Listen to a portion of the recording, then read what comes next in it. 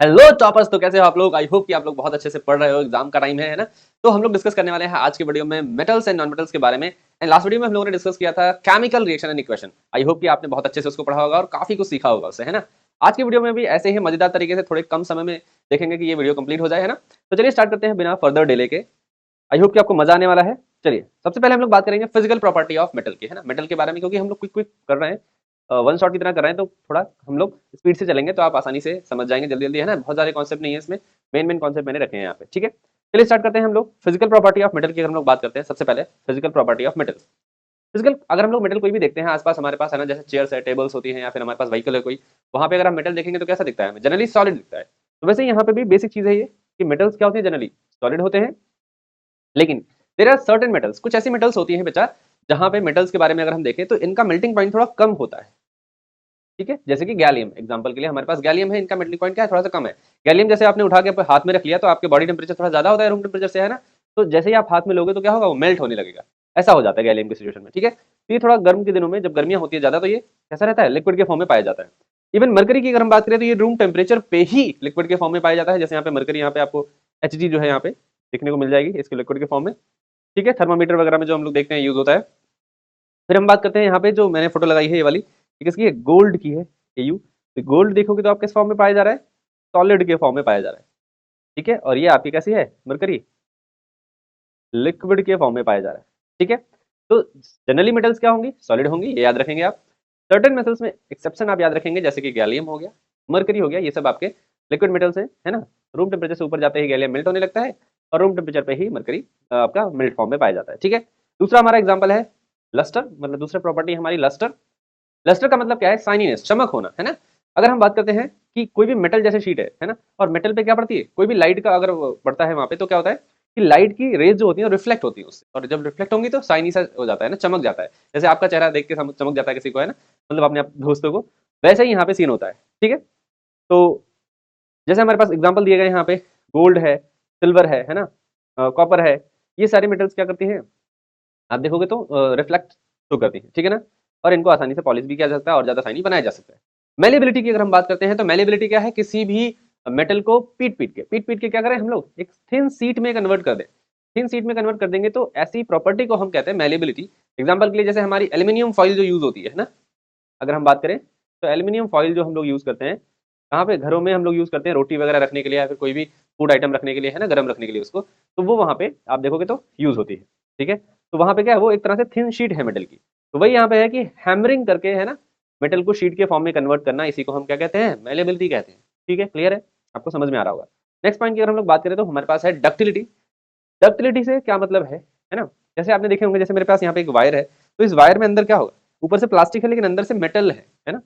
तो मेटल का मतलब क्या है यहाँ पे, कि मेटल को हम कुछ इस तरह से कन्वर्ट कर सकते हैं कि वो थिन वायर्स में कन्वर्ट हो जाए, ठीक है। हम लोग क्या करते हैं, मेटल्स को थिन वायर्स में कन्वर्ट कर सकते हैं, और इसी प्रॉपर्टी को हम मेटल की कहते हैं डक्टिलिटी, ठीक है। तो ये यहाँ पे दिया गया है, मेटल्स कैन बी पुल्ड या ड्रॉन इनटू वायर्स, इनको हम वायर्स में कन्वर्ट कर सकते हैं, इसी प्रॉपर्टी को हम कहते हैं डक्टिलिटी। बेटा एग्जांपल दिया है 100 ग्राम, 100 ग्राम नहीं, यहाँ पे थोड़ा चेंज करना पड़ेगा, मिलीग्राम, ठीक है। 100 मिलीग्राम ऑफ एजी अगर हम लेते हैं तो 200 मीटर का वायर बना सकते हैं, ठीक है। ऐसे ही एग्जांपल है हमारे पास 1 ग्राम ऑफ गोल्ड। देखो गोल्ड कितना ज्यादा, आप सोचो कितना ज्यादा ये डक्टाइल है ना, कि 1 ग्राम गोल्ड से 2 किलोमीटर की वायर बनाई जा सकती है ना। आप समझ रहे हो कि पहले उस गोल्ड को हमने थिन थिन पीट के शीट में इसमें कन्वर्ट किया और फिर हमने उसे वायर में कन्वर्ट कर दिया इस तरह से, ठीक है। तो यहाँ पे वायर बनाने की प्रॉपर्टी जो है उसे हम कह रहे हैं डक्टिलिटी। ये दो एग्जाम्पल जरूर याद रखेंगे, सिल्वर और गोल्ड वाला, ऑप्शनल क्वेश्चन में आ सकते हैं ऐसे, है ना। आगे बात करते हैं हम लोग हार्डनेस की। तो अभी हमने बात करी जब पहले ही टॉपिक पे, है ना, कि जो मेटल्स होती हैं जनरली वो क्या होती हैं, सॉलिड होती है। तो जितनी भी सॉलिड मेटल है वो कैसी होंगी, हार्ड एंड टफ होंगी, ठीक है। जो एक दो मेटल्स बच जाती है, जैसे कि अगर हम बात करें सोडियम हो गया, पोटेशियम हो गया, है ना, वहां पे वो सॉफ्ट मेटल कहलाती है, क्योंकि उनको हम इजिली चाकू से कट कर सकते हैं, नाइफ से कट कर सकते हैं, ठीक है, वो सॉफ्ट मेटल होती है। तो वही है, एक्सेप्ट सोडियम एंड पोटेशियम या की बात अगर हम लोग करें, लिथियम की बात अगर हम लोग करें, तो ये सॉफ्ट मेटल में आ जाती है, ठीक है। Otherwise all the metal hard होती है, क्योंकि सभी के सभी मेटल्स कैसे होते हैं, जब वो सॉलिड स्टेट में होंगे तो टफ एंड रफ के फॉर्म में पाए जाते हैं, इस वजह से। अगली हमारी प्रॉपर्टी है वैलेंसी। वैलेंसी आप समझते हो ना, वैलेंसी का मतलब किसी भी एलिमेंट में, किसी भी मेटल की अगर हम लोग बात करते हैं ना, जैसे हमारे पास एग्जांपल से हम लोग समझ लेते हैं तो ज्यादा सही लगेगा।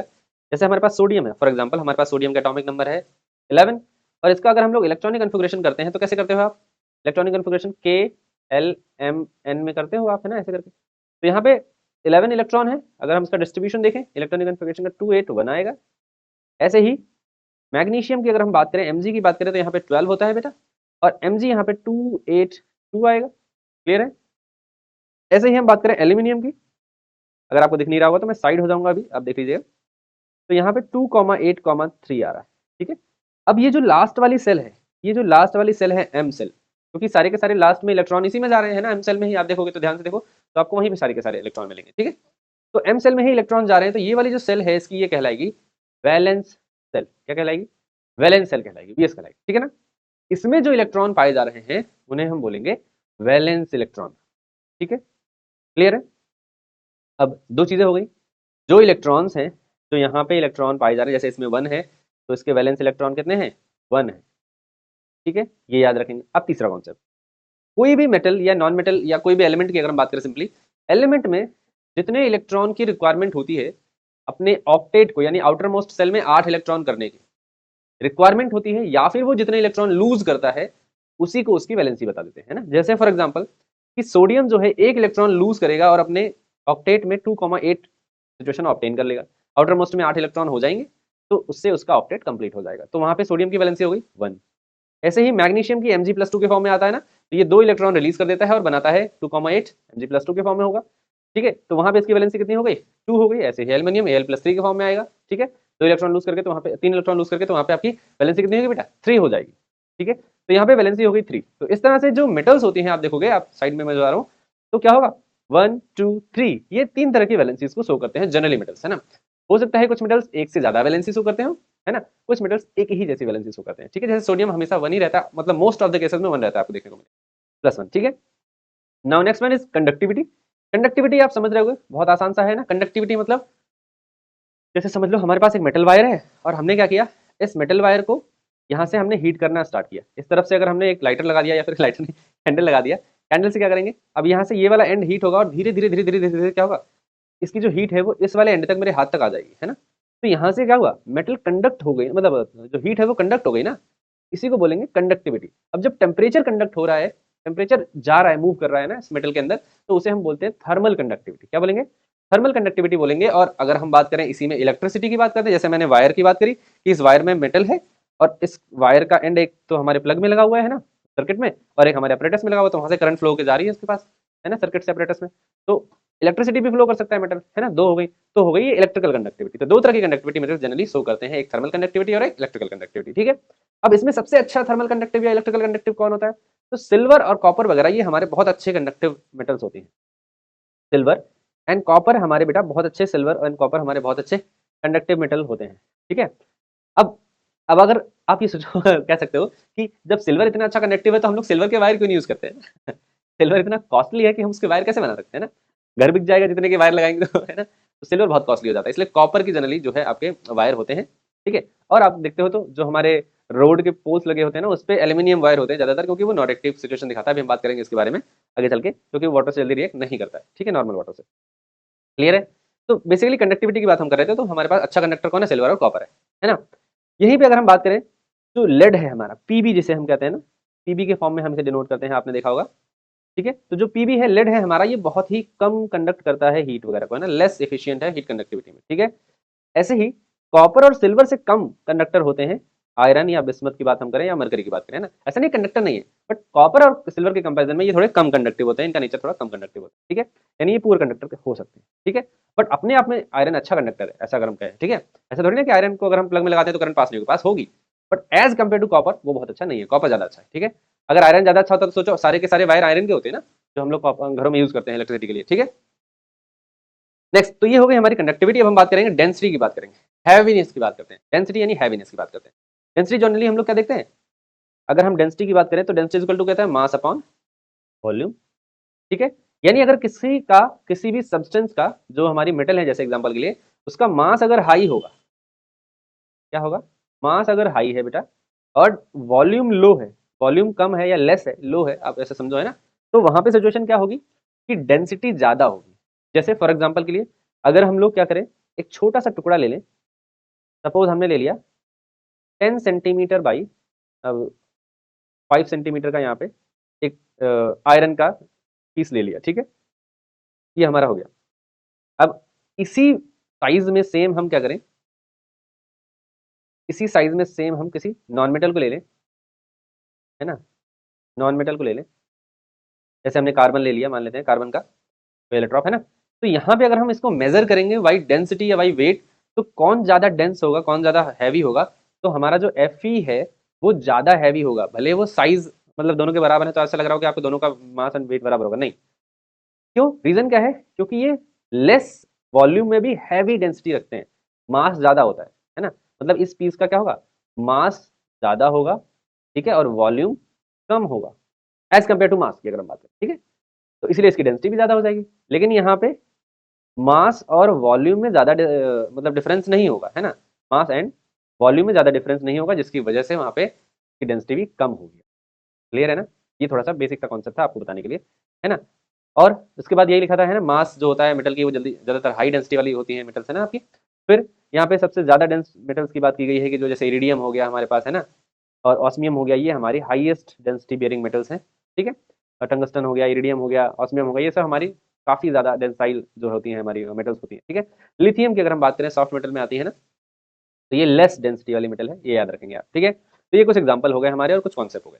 तो अब हम बात करते हैं melting point and boiling point की, है ना। Melting point and boiling point में हम लोग देखेंगे, जैसे एग्जांपल से समझते हैं थोड़ा सा एक, कि अगर हमने क्या किया, जैसे मान लो हमारे पास ये मान लो ये मेरा हाथ है और हमने इसको ऐसे बहुत अच्छे से पकड़ रखा है ना।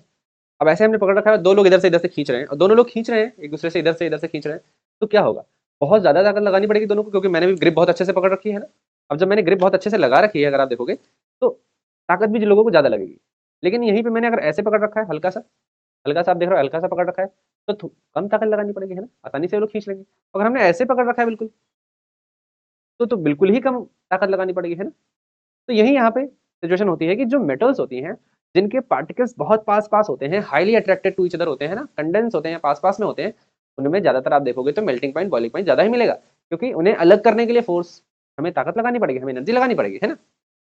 वही यहाँ पे हमने दिया है कि मेटल्स जनरली क्या होती हैं, high melting point and boiling point होती हैं, ठीक है। एग्जांपल के लिए जैसे tungsten one of the highest melting point and boiling point रखने वाला मेटल है ना। आपने देखा होगा रॉड, रॉड कह रहे हैं, बल्ब देखा होगा, मैं यहाँ बना देता हूँ आपको दिखाने के लिए, कि हम लोगों ने ऐसे बल्ब देखा होगा, ऐसे करके बल्ब रहता था, है ना, अभी भी आता है, आप कांच वाला देखोगे तो बल्ब मिलेगा आपको, ग्लास वाला, है ना। और यहाँ से आपको ऐसे फिलामेंट दिखाई देता है ना। ये जो फिलामेंट है आप देखोगे तो ये टंगस्टन का बना हुआ था, इसमें मेल्टिंग पॉइंट का हाई होता है, इसलिए जल्दी मेल्ट नहीं करता, ये इलेक्ट्रिसिटी को बियर कर लेता है, रेजिस्टेंस को बियर कर लेता है उसमें, ठीक है, सह लेता है, कहने का मतलब ये है, ठीक है। तो ये टंगस्टन का यूज होता था पहले, जो बल्ब आते थे, अभी भी आते हैं, अब तो फिर ज्यादातर CFL वगैरह या फिर आ गए ना, LED वगैरह आ गई है, अदरवाइज यही ज्यादा इतर यूज होता था पहले, ठीक है। और बात करें सबसे कम किस में है, तो मरकरी में है। अब मैंने कहा जैसे कि एग्जांपल के लिए फोर्स वाला अट्रैक्शन वाला की बात की थी, है ना, मरकरी के मॉलिक्यूल बिल्कुल पास पास है ऐसे, है ना, फोर्स ऑफ अट्रैक्शन है ही नहीं, ऐसे बहुत थोड़े थोड़े चिपके हुए हैं एक दूसरे से, जबकि टंगस्टन ऐसे पकड़ रखा है खूब पीछे, जाने नहीं देंगे, जाने नहीं देंगे, इस टाइप का है।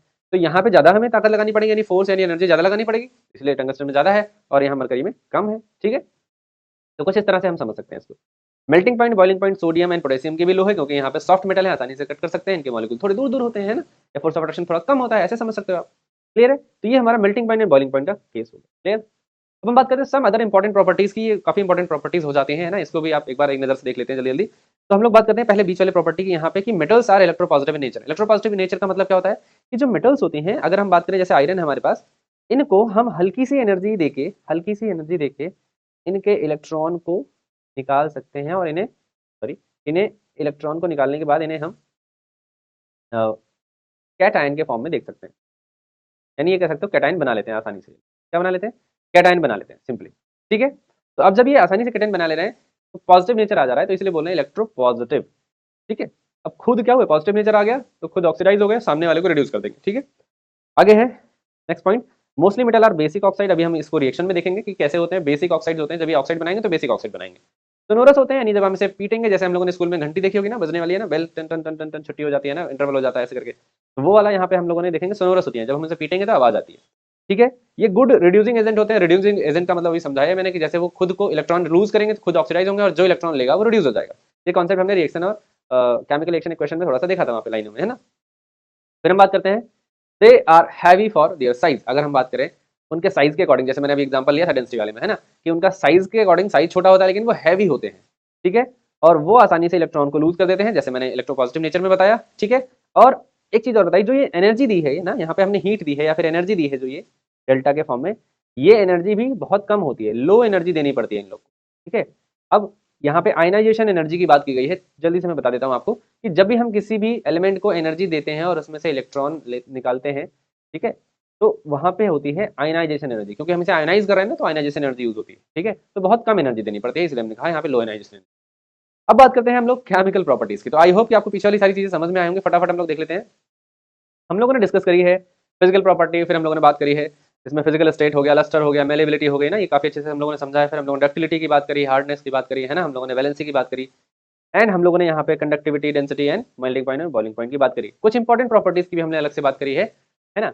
नाउ अब हम डिस्कस करने वाले हैं केमिकल प्रॉपर्टीज ऑफ मेटल के बारे में। केमिकल प्रॉपर्टी बेसिकली हम इसको मेटल्स को हम बेसिकली रिएक्ट करा के देखेंगे कि कौन सा मेटल किससे रिएक्ट करके क्या बना रहा है, ऑक्सीजन से रिएक्ट करता है कि नहीं करता है, वाटर से रिएक्ट करता है कि नहीं करता है ना, कौन किससे रिएक्ट करता है और किस तरह के कंपाउंड बनते हैं, कैसी रिएक्शन होती है।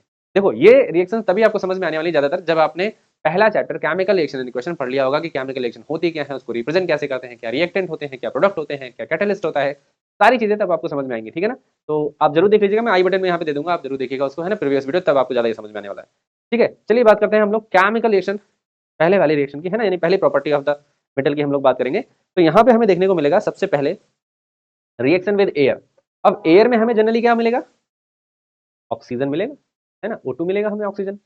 तो सबसे पहले वही है कि मेटल्स जनरली रिएक्ट करती हैं ऑक्सीजन से, एयर से, और मेटल ऑक्साइड बनाती हैं। क्या बनाएंगी, मेटल ऑक्साइड बनाएंगे। ये बेसिक सा फॉर्मूला आपको याद रखना है, metal plus oxygen gives metal oxide, ठीक है। ये बेसिक सी रिएक्शन आपको याद रखनी है, ठीक है। अब देखो ये रिएक्शन जो हम लोग देख रहे हैं, हमने केमिकल रिएक्शन एंड इक्वेशन में भी एक चीज पढ़ी थी, इसको हम बात कर रहे हैं रिएक्टिविटी सीरीज, है ना, कह रहे हैं यहाँ पे भी रिएक्टिविटी सीरीज के अकॉर्डिंग ही सभी रिएक्शन होने वाले हैं। रिएक्टिविटी या फिर एक्टिविटी सीरीज ऑफ मेटल की बात हम करेंगे ना, अभी थोड़ा सा इसको आगे हम डिस्कस भी करने वाले हैं, ठीक है। तो उसी के अकॉर्डिंग यहाँ पे होंगे। अब ऊपर वाली जो सारी मेटल है, जैसे सोडियम है, पोटेशियम है, लिथियम है, ये सब हाई रिएक्टिव मेटल है, तो उन्हीं की बात की जा रही है अगले पॉइंट में कि सोडियम पोटेशियम जैसी जो मेटल होती हैं, इनको हम आसानी से मतलब बाहर नहीं रख सकते, इसे हम रखते हैं केरोसिन या फिर हम बात करें तो ऑर्गेनिक सॉल्वेंट के अंदर डिप करके रखते हैं, जैसे पैराफिन वैक्स हो गया, है ना, पैराफिन वैक्स, वैक्स के अंदर भी हम लोग इसे रख सकते हैं, ठीक है। तो रीजन क्या है भाई कि ये बहुत ही हाईली रिएक्टिव होती है, इन्हें आप ऐसे बाहर रख दोगे तो ये ऑक्सीजन के सराउंडिंग से ऑक्सीजन से रिएक्ट कर जाएंगे, ठीक है, या पानी के कॉन्टेक्ट में आ गए तो पानी से रिएक्ट कर जाएंगे और इसके ऑक्साइड बना देंगे, और जो हाइड्रोजन है वो बर्न हो जाएगी तुरंत। इतनी ज्यादा एनर्जी निकलेगी ना, एक्सोथर्मिक होती है कि ये सब कुछ जला देंगे आसपास, है ना। तो वही यहाँ पे है कि ये बहुत वाइग्रसली रिएक्ट करते हैं और फायर उसमें लग जाती है, आग लग जाती है। क्यों, क्योंकि रीजन आपको पता है, एक्सोथर्मिक होते हैं, एक्सोथर्मिक रिएक्शन, ठीक है ना, हीट प्रोड्यूस होती है बहुत ज्यादा अमाउंट में, क्लियर। यहाँ पे एग्जांपल दिया है, सोडियम रिएक्ट कर रहा है, आप देखोगे हाफ O2 से रिएक्ट कर रहा है और Na2O बना रहा है, ठीक है, क्लियर है ना, सोडियम ऑक्साइड बना रहा है यहाँ पे। नेक्स्ट कुछ मेटल, अभी इंटरमीडिएट रिएक्टिविटी की बात हम कर रहे हैं, जो जिनकी रिएक्टिविटी बहुत ज्यादा नहीं है, थोड़ी कम है। तो जैसे मेटल हो गया हमारी मैग्नीशियम, एल्यूमिनियम, जिंक, लेड, ये धीरे धीरे रिएक्ट करती है, बहुत तेजी से रिएक्ट नहीं करती है लेयर से, मतलब एयर से, ठीक है। अब इनमें भी मैंने मैग्नीशियम वाला जब रिएक्टिविटी आपको पढ़ाई थी केमिकल रिएक्शन इक्वेशन, तो वहाँ पे मैग्नीशियम के बारे में बताया था, मेटल के बारे में बताया था कि मेटल की खास बात यह है कि जो स्लो रिएक्टिव मेटल होती हैं वो धीरे धीरे ही अपने, जैसे ये मेटल है, कोई मेटल का पीस है, तो ये ऑक्सीजन से रिएक्ट करेंगे आसपास और इसी के ऊपर अपने ऑक्साइड की लेयर बना लेंगे। धीरे धीरे क्या होगा, लेयर बन जाएगी। जैसे मैग्नीशियम है तो मैग्नीशियम ऑक्साइड बना लेगा, एल्यूमिनियम है तो एल्यूमिनियम ऑक्साइड बना लेगा, और इस पर एक लेयर सी बन जाएगी। वो लेयर क्या है, अंदर वाले मेटल को रिएक्ट करने नहीं देती है, यानी प्रोटेक्ट करके रखती है, ठीक है। तो वही है यहाँ पे पॉइंट लिखा था कि आप देखोगे तो ये जो मेटल्स होती हैं, इनमें आपको क्या देखने को मिलता है, लेयर बन जाती है मेटल ऑक्साइड की, ठीक है, जिससे वो प्रोटेक्टेड रहता है मेटल।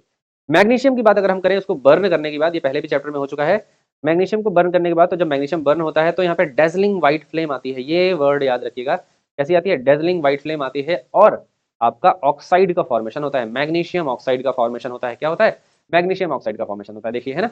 इसकी रिएक्शन की बात अगर हम लोग करें तो रिएक्शन हमें देखने को मिलती है Mg, यहाँ से हम रिएक्ट कर रहे हैं इसको, है ना, और O2 के साथ, ऑक्सीजन के साथ रिएक्ट करेंगे तो हमें 2 MgO मिल जाएगा। क्या मिलेगा बेटा, यहाँ पे 2 लगा दिया मैंने, 2 MgO आपको मिल जाएगा, ठीक है। यानी क्या है, ये है आपका मैग्नीशियम ऑक्साइड, क्या है, मैग्नीशियम ऑक्साइड, ठीक है, क्लियर है। आगे बढ़ते हैं। नेक्स्ट ऐसे ही एल्यूमिनियम की बात अगर हम लोग करें, तो एल्यूमिनियम देखो रिएक्ट कर रहा है तो क्या बना रहा है बेटा, एल्यूमिनियम है यहाँ पे, रिएक्ट कर रहा है ऑक्सीजन से और Al2O3 यानी एल्यूमिनियम ऑक्साइड बना रहा है ना। जिंक रिएक्ट कर रहा है, धीरे धीरे रिएक्ट करेगा और बना देगा जिंक ऑक्साइड बना देगा, ठीक है।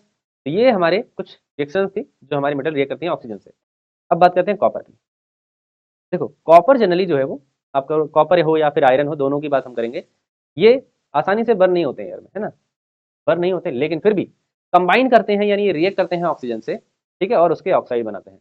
ठीक है। तो आयरन फिलिंग अगर आपके पास है तो आयरन फिलिंग को आप अगर फ्लेम पे ऐसे फेंकोगे ना तो एकदम से जो है बर्न हो जाएगा वो। इसका यूज आप देखोगे तो आयरन फिलिंग वगैरह का यूज किया जाता है फोटोग्राफी वगैरह में ना, जो अलग तरह के लाइटिंग जो दिखाई जाती है ना, आप देखोगे तो पीछे बैकग्राउंड में अलग अलग तरह के शेप लाइटिंग वाले दिखाई जाते हैं, तो वहाँ पे यूज किया जाता है आयरन फिलिंग वगैरह के, है ना, जिनको बर्न किया जाता है और फिर इसको रोटेट किया जाता है डिफरेंट डिफरेंट टाइप के, तो वहाँ पे क्या आता है शेप बन के आता है, एक लाइट अलग से आपको दिखाई देती है वहाँ।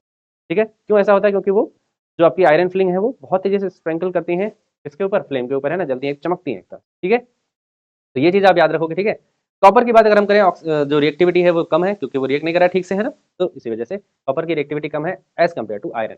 ठीक है, आयरन यानी ज्यादा रिएक्टिव है with oxygen and copper is less reactive with oxygen. ठीक है, ये पॉइंट याद रखेंगे। कॉपर की अगर हम बात करें रिएक्ट कर रहा है तो क्या बना रहा था? कॉपर ऑक्साइड, जैसे हमने पहले भी देखा था यहाँ पे, है ना। आयरन अगर रिएक्ट कर रहा है तो आयरन ऑक्साइड बना रहा है, Fe3O4 बना रहा है, which is the mixture of FeO and Fe2O3। ठीक है, यहाँ पे अगर हम बात करेंगे कॉपर के लिए, है ना, मतलब आयरन के लिए, तो इनके नाम अगर मैं देखूं तो यहाँ पे नाम जरूर याद रखिएगा। यहाँ पे अगर हम बात करें तो यहाँ पे Fe जो है वो +3 के फॉर्म में है, तो ये है फेरिक ऑक्साइड, फेरिक ऑक्साइड है बेटा। ठीक है, और यहाँ पे +2 के फॉर्म में है, Fe+2 के फॉर्म में है, तो ये है फेरस ऑक्साइड, है ना, फेरस ऑक्साइड फेरिक ऑक्साइड। ऐसे यहाँ पे क्यूब जो आपका है +2 के फॉर्म में है कॉपर यहाँ पे, तो क्यूप्रिक ऑक्साइड है। ठीक है, और अगर +1 के फॉर्म में होता तो क्यूप्रस ऑक्साइड हो जाता। ठीक है, Cu2O हो जाता है अगर। ठीक है, ऐसे करके, तो ये चीज याद रखेंगे, नाम इसका याद रखेंगे। ठीक है, आप कंफ्यूज ना हो कि क्यूप्रिक कौन सा है, क्यूप्रस कौन सा है, या फिर फेरिक कौन सा है, फेरस कौन सा है, आप ऐसे याद रखोगे। फेरिक, फेरिक आ रहा है ना, इक आ रहा है ना, तो इक का मतलब इक ज्यादा, एक +4 ज्यादा होगा उसमें, जैसे यहाँ पे फेरिक में +3 है और इसमें +2 है, ऐसे याद रख सकते हो। फिर अगर हम बात करें नेक्स्ट पॉइंट की, मेटल लाइक सिल्वर प्लैटिनम जो हो गया, गोल्ड हो गया, क्योंकि ये रिएक्टिविटी सीरीज में बिल्कुल नीचे आती है ना, इनकी रिएक्टिविटी बहुत कम होती है, इस वजह से ये रिएक्ट नहीं करते हैं विद एयर, यानी ये ऑक्सीजन से रिएक्ट नहीं करते हैं जल्दी। ठीक है, अगर हम रिएक्टिविटी ऑर्डर की बात करें, जो अभी तक हमने रिएक्टिविटी देखी है, तो वहाँ पे रिएक्टिविटी हमें किसकी मिलेगी सबसे ज्यादा? लिथियम वगैरह, सोडियम वगैरह, पोटेशियम की सबसे ज्यादा मिलेगी। फिर मीडियम में हमें मिल जाएगा मैग्नीशियम, फिर एल्यूमिनियम, है ना, जिंक, आयरन एंड कॉपर, ये हमें रिएक्टिविटी सीरीज की सीक्वेंस मिल जाता है। ठीक है, आई होप कि आपको यहाँ तक तो काफी चीजें समझ में आ गई होंगी कैसे तरह से रिएक्टिविटी हो रही है। ठीक है, नेक्स्ट हम लोग देखते हैं, अगर मेटल ऑक्साइड की बात करें, क्योंकि हमने बात करी थी वहाँ पे पॉइंट में कि मेटल ऑक्साइड बेसिक होते हैं, बेसिक होते हैं, तो हमें पता कैसे चला कि बेसिक होते हैं? देखो, अगर हम बात करें जैसे एक रिएक्शन यहाँ पे लिख देते हैं, ये रिएक्शन आपको आगे भी मिलेगी कहीं ना कहीं, है ना। जैसे हम बात करें Ca को, हम यानी कैल्शियम को रिएक्ट करा रहे हैं ऑक्सीजन के साथ, तो यहाँ पे CaO बन रहा है। ठीक है, यहाँ पे 2Ca ले लिया हमने और यहाँ पे रिएक्शन बैलेंस कर दिया हमने। ठीक है, CaO बन गया। अब इसी CaO, ये क्या है? कैल्शियम ऑक्साइड है, इसको अगर हम वाटर से रिएक्ट करा रहे हैं बेटा, तो यहाँ पे CaOH का होल ट्वाइस बन रहा है। क्या बन रहा है? CaOH का होल ट्वाइस बन रहा है। स्लेक्ड लाइम है और ये क्विक लाइम है, आप देखोगे ना, ये क्या है? क्विक लाइम, और ये क्या है? स्लेक्ड, SALAKED, स्लेक्ड लाइम, और ये क्विक लाइम, है ना। अब यहाँ पे ये जो बना है CaOH का होल ट्वाइस, अगर इसको हम एक टेस्ट ट्यूब में लेके और इसमें हम लिटमस टेस्ट करें, क्या करें? हमने मान लिया टेस्ट ट्यूब में ले लिया, है ना, और इसमें हम लिटमस टेस्ट करें, पहले सबसे पहले रेड डालें, रेड लिटमस। ठीक है, फिर हम उसके बाद ब्लू लिटमस का यूज करें। ठीक है, तो हमें क्या चेंजेस देखने को मिलेंगे? रेड लिटमस जब हम डालेंगे तो रेड लिटमस को ये ब्लू में कन्वर्ट कर देगा, एसिड बेस में हम लोग पढ़ेंगे। ठीक है, और ब्लू को कोई चेंज नहीं होगा, नो चेंज। अगर मैं शायद छोटा छोटा लिख रहा हूँ तो आप कमेंट करके बताइए, मैं थोड़ा बड़ा बड़ा लिखूंगा, है ना, अगर आपको ऐसा लग रहा हो कि छोटा दिखाई नहीं दे रहा है तो बता दीजिए। ठीक है, तो यहाँ पे आप देखोगे तो ब्लू कलर आ गया। ब्लू कलर से आने से क्या मकसद है? ये कंफर्म हो गया कि ये बेसिक नेचर का है। कैसा है भाई? बेसिक नेचर का। क्लियर है? क्लियर ना? ठीक है, तो ये कंफर्मेशन टेस्ट हम ऐसे कर सकते हैं ना, हम देख सकते हैं यहाँ पे कैसे हमारा कोई भी मेटल है वो बेसिक नेचर का है या फिर हमारा एसिडिक नेचर का है। ठीक है, इसीलिए हमने कहा कि जो मेटल ऑक्साइड होते हैं बच्चे, वो क्या होते हैं? बेसिक होते हैं इन नेचर। अब यहाँ पे there are certain metal oxide जो बेसिक नहीं होते हैं, सिर्फ बेसिक नहीं होते हैं, कुछ और भी प्रॉपर्टी शो करते हैं। कुछ और इन द सेंस कि वो कभी कभार एसिडिक प्रॉपर्टी भी शो करने लगते हैं, यानी दोनों, है ना, एक तरह से कह सकते हो shows both acid and base, दोनों की प्रॉपर्टी शो करते हैं। उन्हें हम एम्फोटेरिक बोलते हैं। क्या बोलेंगे? एम्फोटेरिक बोलेंगे। और उसके केस में हमें देखने को मिलेगा यहाँ पे जैसे कि एल्यूमिनियम है और जिंक। ठीक है, जैसे एल्यूमिनियम का ऑक्साइड है हमारे पास Al2O3, है ना, ये हमारे पास जिंक ऑक्साइड है ZnO। तो यहाँ पे अगर हम वाटर से रिएक्ट करा रहे हैं या फिर किसी बेस से रिएक्ट करा रहे हैं, तो हमें क्या, एसिड से रिएक्ट करा रहे हैं या फिर बेस से रिएक्ट करा रहे हैं, तो क्या सीन मिल रहा है? देखो, हमने क्या किया है, एल्यूमिनियम ऑक्साइड को रिएक्ट कराया है और यहाँ पे एसिड के साथ कराया है। जब इसकी रिएक्शन कराई तो यहाँ पे हमें सॉल्ट मिल गया। ठीक है, क्या मिला? सॉल्ट मिला, और यहाँ पे वाटर रिलीज हुआ। ठीक है, अभी देखिए समझ में आ जाएगा आपको। फिर यहाँ पे अगर हम बात करें एल्यूमिनियम ऑक्साइड को वापस से NaOH यानी बेस से रिएक्ट कराया गया है, यहाँ पे एसिड से, यहाँ पे बेस से रिएक्ट कराया गया है, तो हमें वापस से क्या मिला? सॉल्ट मिला। और फिर हमें वाटर मिल गया वापस से। तो अब देखो जरा, अगर किसी एसिड और बेस में रिएक्शन होती है तो हमें क्या मिलता है? सॉल्ट एंड वाटर मिलता है, ठीक है। तो एल्यूमिनियम ऑक्साइड जब एसिड से रिएक्ट कर रहा था, पहली वाली रिएक्शन की अगर हम बात करें, when it reacts with acid it behaves as a base, ये बेस की तरह बिहेव करता है और वैसे ही सॉल्ट और वाटर बनाता है। While in case of when it react with base it behaves like a acid, यहाँ पे ये बिहेव लाइक एसिड है ना, कैसे बिहेव कर रहा है? एसिड की तरह, ठीक है। और यहाँ पे लाइक कैसे हो रहा है भाई? बेस की तरह भी, ठीक है ना। तो इस वजह से ये एम्फोटेरिक है दोनों तरह से, क्योंकि दोनों में वैसे ही रिजल्ट आ रहे हैं आपका, है ना। ये जो कंपाउंड बना है इसका नाम आप याद रखिएगा सोडियम, ये जो सॉल्ट बना है सोडियम एल्यूमिनेट, ठीक है, सोडियम एल्यूमिनेट, ठीक है। जिंक के साथ कराओगे तो यहाँ पे सोडियम जिंकेट बन जाएगा। क्लियर है? समझ में आ रहा है ना? चलो आगे देखते हैं।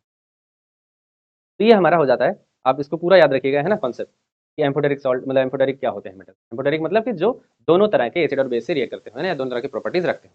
क्लियर है भाई? फिर हम बात करते हैं, दूसरा हमारा पॉइंट शुरू हो गया यहाँ पे, रिएक्शन विद वाटर। अभी हमने रिएक्शन विद ऑक्सीजन देखा था, अब हम देख रहे हैं रिएक्शन विद वाटर, ठीक है। सबसे पहले हम देख रहे हैं metal oxide react water, water से रिएक्ट करते हैं to form metal oxide and या फिर मेटल हाइड्रोक्साइड एंड हाइड्रोजन, ठीक है, ये बनाते हैं, ठीक है। फॉर एग्जाम्पल के लिए जैसे हमने कहा था कि सी अगर है कैल्शियम है, इसको हम डायरेक्टली अगर वाटर में डाल देंगे, है ना, तो ये वाटर से रिएक्ट करके बना देगा CaOH का होल ट्वाइस ट्वाइस, ठीक है। और बहुत सारी हीट जो है वो रिलीज, है ना, हीट रिलीज हो। क्लियर है? अब ये एक छोटा सा एग्जांपल था, अभी देखेंगे और भी हम लोग, है ना। फिर अब अगर हम बात करते हैं यहाँ पे सोडियम पोटेशियम इन लोगों की, क्योंकि ये high reactive metals, sodium potassium top of the series में आते हैं। ये वाइग्रसली रिएक्ट करेंगे, ऑब्वियसली बात है, इससे पहले भी बहुत तेजी से रिएक्ट कर रहे थे कोल्ड वाटर, ठीक है। तो जब बहुत तेजी से रिएक्ट करेंगे तो बहुत तेजी से रिएक्ट करते समय क्या बनाएंगे? पहले तो ऑक्साइड बनाएंगे, देखना यहाँ पे डायरेक्ट रिएक्शन लिखी है, पर यहाँ पे याद रखना कि पहले तो ऑक्साइड बनाएंगे और फिर वो ऑक्साइड क्योंकि पानी में ही प्रेजेंट है तो इसकी वजह से वो फिर से वापस वाटर से रिएक्ट करता है और हाइड्रोक्साइड बना लेता है। यानी आपकी फाइनल रिएक्शन ये बन जाती है जो यहाँ पे नीचे लिखी हुई है। एंड इसके साथ साथ हाइड्रोजन गैस भी रिलीज करते हैं। क्या रिलीज कर रहे हैं? हाइड्रोजन गैस रिलीज कर रहे हैं, ठीक है। सिमिलरली यहाँ पे आप देखोगे तो पोटेशियम है, वाटर है और इसके साथ रिएक्ट कर रहा है, KOH बना रहा है यानी बेस बना रहा है ना, और आपको वो हाइड्रोजन गैस निकल रही है। अब मैंने पहले भी कहा था कि यहाँ पे सोडियम के साथ जब इसको रिएक्ट किया जाता है तो बहुत ज़्यादा हीट निकलती है, एक्सोथर्मिक प्रोसेस होता है। यानी जब ये रिएक्शन होगी तो इस हीट की वजह से ये सोडियम मतलब जो हाइड्रोजन है ये बर्न हो जाएगा, जल जाएगा। और जब बर्निंग ऑफ हाइड्रोजन होगी तो बहुत ज़्यादा एक्सप्लोजन होगा, ठीक है। क्या होगा? और ज़्यादा एक्सप्लोजन हो जाएगा, मतलब जितनी हीट निकली थी उससे भी ज़्यादा क्या होगा? एक्सप्लोजन हो जाएगा वहाँ पे, ठीक है। इसीलिए आपने देखा होगा बहुत सारे ऐसे एक्सपेरिमेंट करते हुए यूट्यूब वगैरह पे कि लोग सोडियम पानी में डालते हैं और एकदम से ब्लास्ट हो जाता है। क्यों? क्योंकि वहाँ पे जैसे ही हाइड्रोजन फ्री मिलती है तो फ्री हाइड्रोजन क्या होती है? बर्न हो जाती है ऑक्सीजन के साथ और वाटर बनाती है और उसके दौरान बहुत तेजी से रिएक्शन होती है, ठीक है। क्लियर है? ये सब डिटेल में आप आगे चल के पढ़ोगे कभी। ये वहीं पे फोटो जो लगी हुई थी वही वाली है जो आप देखेंगे ना। आगे है हमारा कैल्शियम के साथ। अब हमने देखा यहाँ पे क्या था, हमारा सोडियम पोटेशियम थे जो कोल्ड वाटर से रिएक्ट कर रहे थे, ठीक है। यहाँ पे अगर हम बात करें कैल्शियम की तो ये भी कोल्ड वाटर से रिएक्ट करता है और हाइड्रोजन गैस निकालता है ना, जैसे हमने वहाँ पीछे रिएक्शन लिखी थी, ठीक है।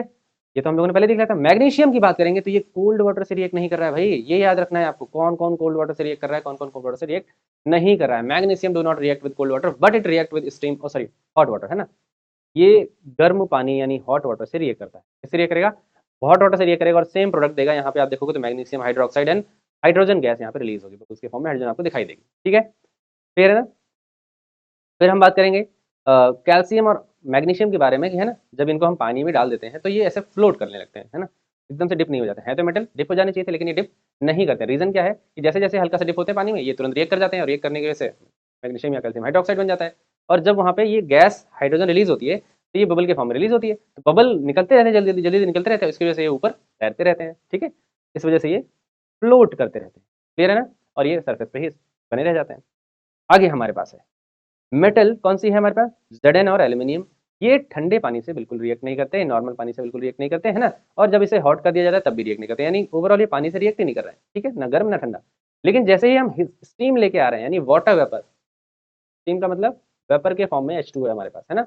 वाटर वेपर लेके आ रहे हैं और वाटर वेपर से इसको रिएक्ट करा रहे हैं तो ये आसानी से रिएक्ट कर जा रहे हैं। देखो, है ना, सेम वही बना रहा है Al2O3, है ना, ZnO और Fe3O4, ठीक है। आयरन भी सेम ही वैसे बिहेव करता है ना। अब बात यहाँ पे आती है, मैंने कहा था पिछली अभी थोड़ी देर पहले कि एल्यूमिनियम वायर्स में यूज होता है, जो बाहर पोल्स पे वायर लगे होते हैं, मोटे मोटे वायर्स, है ना। क्यों? रीजन यही है कि यहाँ पे आप देखोगे तो एल्यूमिनियम स्टीम से रिएक्ट कर रहा है, गर्म मतलब एकदम वेपर से रिएक्ट कर रहा है पानी के, है ना। नॉर्मल वाटर से ये रिएक्ट नहीं कर रहा है, ठंडे पानी से, गर्म पानी से रिएक्ट नहीं कर रहा, बारिश के पानी से रिएक्ट नहीं करेगा, यानी एल्यूमिनियम जल्दी कोरोड नहीं होगा, है ना, उसमें रस्टिंग नहीं आएगी, और रस्टिंग नहीं आएगी तो वायर हमेशा लॉन्ग लास्टिंग वैसे ही बना रहेगा। और मेटल में खास बात एक और थी कि मेटल अपने ऑक्साइड की लेयर बना लेते हैं सरफेस पे, जिसकी वजह से वो अंदर वाली मेटल खराब नहीं होती। क्लियर है? तो इन सारी प्रॉपर्टीज की वजह से एल्यूमिनियम ज्यादातर यूज होता है, और ये अवेलेबल भी बहुत ज्यादा मात्रा में रहता है, तो आसानी से यूज होता है। ठीक है, इसलिए एल्यूमिनियम का ज्यादा यूज होता है। ठीक है बेटा, इनर्ट मेटल्स की बात करें, इनर्ट का मतलब those metal which have least amount of reactivity, है ना, लीस्ट रिएक्टिविटी शो करते हैं, उनकी अगर हम बात करें, उन्हें इनर्ट मेटल्स कह रहे हैं। जैसे हमारे पास प्लैटिनम है, एजी है, कॉपर है ना, ये सब हमारे पास बहुत कम रिएक्टिव मेटल्स हैं, तो ये वाटर से रिएक्ट नहीं करते हैं। ठीक है, क्लियर है ना? अब यहाँ पे हम रिएक्टिविटी ऑर्डर, जैसे पिछली रिएक्टिविटी ऑर्डर देखा था, वैसे यहाँ पे भी रिएक्टिविटी ऑर्डर देखेंगे, तो सेम वही रिएक्टिविटी ऑर्डर लगभग आएगा आपको कि जो ज्यादा रिएक्टिव मेटल्स है वो जल्दी रिएक्ट कर जाएंगी, जो लो रिएक्टिव मेटल है वो धीरे धीरे रिएक्ट करेंगे, और जो नहीं है वो लीस्ट रिएक्टिव होंगी। बिल्कुल ही ठीक है, तो वही हमारे पास रिएक्टिविटी सीरीज आ गई। तो अब हम देखेंगे रिएक्शन विद एसिड्स, मेटल किस तरह से एसिड से रिएक्ट करते हैं और क्या क्या रिएक्शन हमें देखने को मिलती है। बहुत इंपॉर्टेंट रिएक्शन ये भी है ना, तो इसको भी हम लोग करने वाले हैं फटाफट तरीके से। तो सबसे पहले हम बात करते हैं मेटल, अगर जनरली कोई भी मेटल है, जनरल कोई भी मेटल है तो रिएक्ट करेगी तो क्या बनेगा, है ना बेटा। तो मेटल जब रिएक्ट करती है बच्चे, तो जनरली हमारे पास सॉल्ट बनेगा। क्या बनने वाला है? सॉल्ट बनेगा। एंड सॉल्ट में भी आप देखोगे तो सॉल्ट के साथ हमें हाइड्रोजन गैस का इवोल्यूशन देखने को मिलता है। ठीक है, मतलब H2 गैस जो यहाँ पे रिलीज होने वाली है, ये आप जनरली समझो, इसको समझना है आपको, है ना, कि क्या निकलेगी, H2 गैस, यानी हाइड्रोजन गैस यहाँ पे निकलने वाली है। ठीक है, क्लियर। और सॉल्ट क्या बनेगा? सॉल्ट का मतलब ये है कि जो भी रिस्पेक्टिव मेटल होगी उसी का सॉल्ट, है ना, यानी मेटल सॉल्ट बनने वाली है। मान लीजिए सोडियम लिया होता तो सोडियम का सॉल्ट बनता, आयरन होता तो आयरन का सॉल्ट बनता, मैग्नीशियम होता तो मैग्नीशियम का सॉल्ट बनता, है ना, किसी का भी सॉल्ट यहाँ पे बन सकता है। ठीक है, तो वही यहाँ पे है कि मेटल जनरली रिएक्ट करते हैं, जैसे HCl के साथ रिएक्ट कर रहे हैं, हाइड्रोक्लोरिक एसिड यानी HCl के साथ रिएक्ट कर रहा है कोई। डाइल्यूट का मतलब दिल वाला एसिड, आप जानते हो पहले से, है ना, दिल वाला एसिड का मतलब हल्का, गाढ़ा नहीं, है ना। और यहाँ पे डाइल्यूट यानी दिल वाला एसिड जो हमारा है H2SO4। ठीक है, H2SO4 है यहाँ पे, और ये बनाते हैं उसी के अलग अलग तरह के काइड, या फिर हो सकता है सॉल्ट अलग अलग तरह के बन जाते हैं। ठीक है, जैसे आपके जो हाइड्रोक्लोरिक एसिड है उसमें क्लोराइड सॉल्ट बनेंगे, जो आपके सल्फ्यूरिक एसिड है उसमें सल्फेट सॉल्ट बनेंगे। ठीक है, यहाँ पे सेंटेंस थोड़ा इधर उधर हो गया है, तो यहाँ पे सल्फेट सॉल्ट बनेगा। क्या बनेगा? सल्फेट सॉल्ट बनने वाला है। क्लियर है? अब हम एग्जांपल देखते हैं एक दो। तो हमारे पास एग्जांपल है बेटा, सोडियम देखोगे आप तो यहाँ पे सोडियम, मैग्नीशियम, कैल्शियम है, ये आसानी से रिएक्ट कर जाते हैं, बहुत तेजी से रिएक्ट करते हैं किसके साथ? एसिड्स के साथ, डाइल्यूट एसिड के साथ, जैसे कि हमारे पास HCl है और H2SO4 है। अब यहाँ पे नीचे आप देखोगे तो यहाँ पे क्या हो रहा है, सोडियम है, इसको एसिड में डाला गया है, दिल वाले एसिड में, डाइल्यूट एसिड में, है ना। एंड यहाँ पे देखोगे तो यहाँ पे सोडियम क्लोराइड बन रहा है, साथ में H2 गैस जो है वो इवॉल्व हो रही है। ठीक है, ये गैस रिलीज हो रही है। क्लियर है? कोई डाउट नहीं होना चाहिए इसमें, है ना। फिर इसके बाद अगर हम बात करें मैग्नीशियम को देखें, तो मैग्नीशियम भी यहाँ पे H2SO4 के साथ रिएक्ट कर रहा है। H2SO4 क्या है हमारा? सल्फ्यूरिक एसिड है, और सल्फ्यूरिक एसिड के बाद ये रिएक्ट करने के बाद MgSO4 बना रहा है। ठीक है ना, और साथ में हमारे पास हाइड्रोजन गैस यहाँ पे वापस से रिलीज हो रही है। क्लियर? तो जब भी कोई मेटल रिएक्ट करती है जनरली एसिड से, डाइल्यूट एसिड से स्पेशली अगर हम बात करें, तो यहाँ पे हमें सॉल्ट एंड हाइड्रोजन गैस देखने को मिलने वाली है। क्लियर? ठीक है, अब यहाँ पे बात करते हैं जिंक, एल्यूमिनियम, इन सब की। तो ये जिंक, एल्यूमिनियम जो होते हैं, ये उतने ज्यादा वायलेंटली रिएक्ट नहीं करते हैं किसी भी डाइल्यूट एसिड से, है ना। जनरली डाइल्यूट एसिड से उतनी तेजी से रिएक्ट नहीं करते जितने एसिड से सोडियम रिएक्ट कर रहा था, या फिर आप बात करो मैग्नीशियम रिएक्ट कर रहा था। ठीक है, थोड़ा स्लो रिएक्टिव होते हैं, लेकिन होते हैं। जैसे कि यहाँ पे जिंक क्लोराइड बन रहा है ना, आप देखोगे तो HCl के साथ रिएक्ट कर रहा है, और यहाँ पे आप देखोगे तो एल्यूमिनियम क्लोराइड बन रहा है, और हाइड्रोजन गैस यहाँ पे भी निकल रही है। ठीक है, मैंने भले ही कुछ रिएक्शंस बैलेंस नहीं लिखे हैं, या फिर आप बैलेंस छूट गई है किसी वजह से, है ना, टाइपिंग वगैरह की वजह से, तो इस वजह से आप ऐसा मत सोचिएगा कि बैलेंस रिएक्शन नहीं लिखनी है। आपको एग्जाम में सारी की सारी रिएक्शन बैलेंस ही करनी है, चाहे बोला गया हो या नहीं बोला गया हो, दोनों कंडीशन में आपको बैलेंस रिएक्शन ही करनी है बेटा। ठीक है ना। फिर हम बात करेंगे, नोट यहाँ पे लिखा हुआ कि मरकरी और जो हमारा कॉपर है, सिल्वर है, ये एसिड से रिएक्ट, डाइल्यूट एसिड से बेसिकली रिएक्ट नहीं करते। ठीक है, क्यों? क्योंकि अभी हम लोग पढ़ेंगे रिएक्टिविटी सीरीज में बिल्कुल नीचे की तरफ आते हैं, यानी मोर रिएक्टिव मेटल जो होती है वो सबसे ऊपर होती है, और जो लेस रिएक्टिव मेटल होती है वो सबसे नीचे होती है। तो सबसे नीचे की तरफ कौन आएगा? यही सब आते हैं, इस वजह से ये ज्यादा रिएक्टिव नहीं होते। ठीक है, रिएक्टिविटी शो नहीं करते हैं। यहाँ पर रिएक्टिविटी ऑर्डर की बात कर ली गई, सोडियम सबसे ज्यादा रिएक्टिव था, अभी आपने देखा ही मैग्नीशियम। ठीक है, एल्यूमिनियम और जिंक की रिएक्टिविटी ऑलमोस्ट सेम होती है, जैसे हमने देखा यहाँ पे, और आयरन और कॉपर ये बिल्कुल लीस्ट रिएक्टिव हो जाते हैं। क्लियर है? तो आई होप आपको समझ में आ रहा होगा। यहाँ पे आप बात करते हैं जो एसिड्स हैं, जैसे हमारे पास H2SO4 था, हमारे पास HCl था, लेकिन HNO3 अगर हम बात करेंगे, तो HNO3 से जनरली एसिड जब मतलब मेटल जब रिएक्ट करती है, हमारी मेटल जब रिएक्ट करेगी, तो मेटल रिएक्ट करते समय वहां पे हाइड्रोजन गैस प्रोड्यूस नहीं होगी। अब ऐसा सोचोगे क्यों नहीं होगी? फॉर एग्जाम्पल, आपने जैसे सोडियम का एग्जाम्पल पढ़ा होगा कि सोडियम को हम पानी में डालते हैं तो क्या होता है ना। सोडियम को जब हम पानी में डालेंगे तो क्या होगा, हमारे पास देखने को मिलता है हाइड्रोजन गैस का इवोल्यूशन। और जब हाइड्रोजन गैस इवॉल्व होती है तो जल्दी से, क्योंकि वहां पे एक्सोथर्मिक रिएक्शन होती है, बर्न हो जाती है, यानी वो ऑक्सीडाइज हो जाती है इनटू अगेन वाटर में। ठीक है, वाटर वेपर में बनके उड़ जाती है। ठीक है, सिमिलरली यहाँ पे हो रहा है कि HNO3 इज अ स्ट्रॉन्ग, मतलब एक तरह से कह सकते हो, स्ट्रॉन्ग तो नहीं बहुत ज्यादा, लेकिन ऑक्सीडाइजिंग एजेंट है। क्या है? ऑक्सीडाइजिंग एजेंट की तरह काम करता है। कैसा काम करेगा, ऑक्सीडाइजिंग एजेंट की तरह काम करने वाला है। और इस वजह से बच्चे हम कह सकते हैं कि ये जब भी हाइड्रोजन गैस प्रोड्यूस करता है तो ऑक्सीडाइज हो जाता है इनटू वाटर। क्लियर है, इसकी वजह से। ठीक है, देखो यहाँ पे मेंशन भी किया गया, it is a strong oxidising agent है एंड मेटल जब रिएक्ट करते हैं नाइट्रिक एसिड से तो सीन आपको देखने को मिलता है कि हाइड्रोजन जो है वाटर में कन्वर्ट हो जाता है। बट यहाँ पे कुछ मेटल्स हैं, जैसे कि हम बात करें एमएन स्पेशली की अगर हम बात करें तो एमएन जब रिएक्ट करता है तो वाटर नहीं बनता है, तो आपको हाइड्रोजन ही देखने को मिलता है। लेकिन अदर मेटल जैसे कि मैग्नीशियम वगैरह हो गई, सोडियम हो गई, ये सब जब रिएक्ट करते हैं तो आपको वाटर देखने को मिलेगा प्रोडक्ट के फॉर्म में, है ना, बाई प्रोडक्ट के फॉर्म में। और एमएन के साथ, मैंगनीज के साथ आपको देखने को मिल रहा है कि यहाँ पे वाटर नहीं बन रहा है। Exact clear. तो HNO3 का केस आप याद रखिएगा क्योंकि ये इंपॉर्टेंट है और इससे एक दो क्वेश्चन आए भी हैं पिछले, है ना, तो आप याद रखिएगा। चलिए हम बात करते हैं नेक्स्ट स्लाइड की, हम लोग नेक्स्ट स्लाइड में चलते हैं। तो हम देखते हैं यहाँ पे हमें मिलता है reaction of metals with other metals, है ना, अदर मेटल सॉल्ट की बात हम कर रहे हैं। मेटल सॉल्ट का मतलब सॉल्ट सोल्यूशन की बात की जा रही है। किसकी बात की जा रही है बेटा, सॉल्यूशन की बात की जा रही है। अब हम बात करते हैं आगे, तो यहाँ पे वही है, सेम सिचुएशन हमें देखने को मिल जाएगी कि मेटल सॉल्ट है, ये सोल्यूशन के साथ रिएक्ट कर रहा है बी मेटल सॉल्ट के, है ना, तो वहां पे जो सॉल्ट है उसमें से बी मेटल रिप्लेस हो जा रही है और ए मेटल उसकी जगह पे आ जा रहा है। आप देखोगे तो यहाँ पे ए मेटल का सॉल्ट सोल्यूशन बन गया एंड बी मेटल आपस में आप देख रहे हो तो रिप्लेस हो गई। ये एक तरह से डिपॉजिट हो जाती है। क्या हो जाती है बेटा, डिपॉजिट हो जाती है ना। क्लियर है। सिमिलरली तो अब अगर हम एग्जांपल देखें तो यहाँ पे हमें वही देखने को मिलेगा कि आयरन है, देखोगे तो ये कॉपर सल्फेट के सोल्यूशन से यानी ब्लू जो कलर का होता है उससे रिएक्ट करता है और क्योंकि कॉपर को रिप्लेस कर देता है तो क्या होगा, यहाँ पे FeSO4 बन जाता है ग्रीनिश कलर का। ठीक है, कैसा बन जाएगा, ग्रीनिश कलर। ठीक है, सोल्यूशन की बात की जा रही है यहाँ पे। अब हम बात करते हैं आगे, तो यहाँ पे वही है, सेम सिचुएशन हमें देखने को मिल जाएगी कि मेटल सॉल्ट है, ये सोल्यूशन के साथ रिएक्ट कर रहा है बी मेटल सॉल्ट के, है ना, तो वहां पे जो सॉल्ट है उसमें से बी मेटल रिप्लेस हो जा रही है और ए मेटल उसकी जगह पे आ जा रहा है। आप देखोगे तो यहाँ पे ए मेटल का सॉल्ट सोल्यूशन बन गया एंड बी मेटल आपस में आप देख रहे हो तो रिप्लेस हो गई।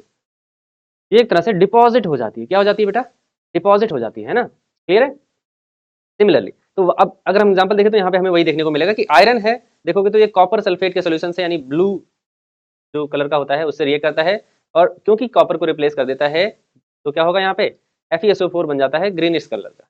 ठीक है, कैसा बन जाएगा, ग्रीनिश कलर का FeSO4 बन जाता है। क्लियर है बेटा। और हमें कॉपर डिपॉजिट हो जाता है, सॉलिड के फॉर्म में कॉपर हमें मिल जाता है। ठीक है, ऐसे ही सेम रिएक्शन यहाँ पे हमें देखने को मिल रही है जिंक के साथ और कॉपर सल्फेट के सोल्यूशन में वापस से जिंक सल्फेट बन जाता है और ये सिचुएशन वैसे ही आप देखोगे तो कॉपर जो है वो हमें मिल जाएगा, डिपॉजिट हो जाएगा और जिंक सल्फेट का सोल्यूशन बन जाएगा। ठीक है, तो हुआ क्या यहाँ पे, एक्चुअल में हुआ क्या, एक्चुअल में यहाँ पे क्या हो रहा है, देखो होता क्या है कि जब कोई मोर रिएक्टिव एलिमेंट, जैसे मान लो कि आपके घर में कोई ज्यादा सीनियर कोई पर्सन आया आपके घर में, है ना, और आप बैठे हो बढ़िया चेयर पे फैल के एकदम, है ना, तो आपको क्या होगा कि अगर मान लो वहाँ पे उस समय एक ही चेयर पड़ी है तो आपको क्या करना होगा, उठना होगा। यहाँ पे अगर आप अच्छे मतलब मम्मी पापा ने तो यही सिखाया था ना कि कोई बड़ा आ गया तो उठ जाओ आप वहाँ से और वो बैठ जाएगा आके। ठीक है, ये सिचुएशन रहती है। या फिर मम्मी बगल में खड़ी होंगी तो एक लगाएंगे कि कान के नीचे क्या है, ताऊ जी खड़े हैं और तुम बैठे हो, उठो, तो आपको हटना पड़ेगा वहाँ पे, है ना। यानी जो सीनियर है, जो ज्यादा रिएक्टिव है, वो वहाँ पे आ जा रहा है, ऐसे समझो। तो वही है यहाँ पे कि जो ज्यादा रिएक्टिव है, जैसे कि यहाँ पे ये मोर रिएक्टिव था, है ना, क्या है बेटा, मोर रिएक्टिव है, तो ये यहाँ पे आ गया है और जो कॉपर हमारा है वो लेस रिएक्टिव है, इसलिए वो बाहर निकल गया है, लेस रिएक्टिव। ठीक है, तो कॉपर हमारा लेस रिएक्टिव है और जो हमारा जिंक है या फिर हम बात कर रहे थे आयरन की, वो हमारा मोर रिएक्टिव है। कॉपर को सब भगा देते हैं क्योंकि कॉपर बहुत कम रिएक्टिव होता है। ठीक है, तो ये हमारे यहाँ पे रिएक्टिविटी है। अब ये रिएक्टिविटी पता कैसे चलेगी भाई, कौन ज्यादा रिएक्टिव है कौन कम रिएक्टिव है, कैसे पता करेंगे हम लोग, है ना। तो हमारे पास we have a list of metals, है ना, arrange in their decreasing order of reactivity, है ना। हमारे पास एक लिस्ट ऑफ मेटल है जिसमें हम देखेंगे कि उनका अरेंजमेंट है किस तरह से, है ना, कि वो डिक्रीजिंग ऑर्डर है या इंक्रीजिंग ऑर्डर है। बेसिकली डिक्रीजिंग ऑर्डर में हम लोग देखेंगे। ठीक है, चलो स्टार्ट करते हैं हम लोग। यही तो ये है हमारी क्या बेटा, यहाँ पे हम देखेंगे तो ये है हमारा एक तरह से रिएक्टिविटी सीरीज। ठीक है, रिएक्टिविटी सीरीज। अब आप इसमें हम बात करें तो इसमें और भी मेटल्स हैं, आप ये मत सोचो कि इतनी ही मेटल्स होंगी, है ना, क्योंकि हम लोगों को इतना ज्यादा पढ़ना नहीं है, क्लास 10 के अकॉर्डिंग ही पढ़ना है, तो यहाँ पे उतनी मेटल हम लेके चले जितनी आपके लिए पर्याप्त है। ठीक है, तो हम यहाँ पे कर रहे हैं, अगर हम बात करते हैं इस वाले को थोड़ा सा और हटा देते हैं। ठीक है, इस वाले को हटा देते हैं और यहाँ पे कुछ नया करते हैं, यह है ना, कलर चेंज कर लेते हैं फटाफट। ठीक है, पहले तो हमने यहाँ पे वर्ड यूज किया है काका।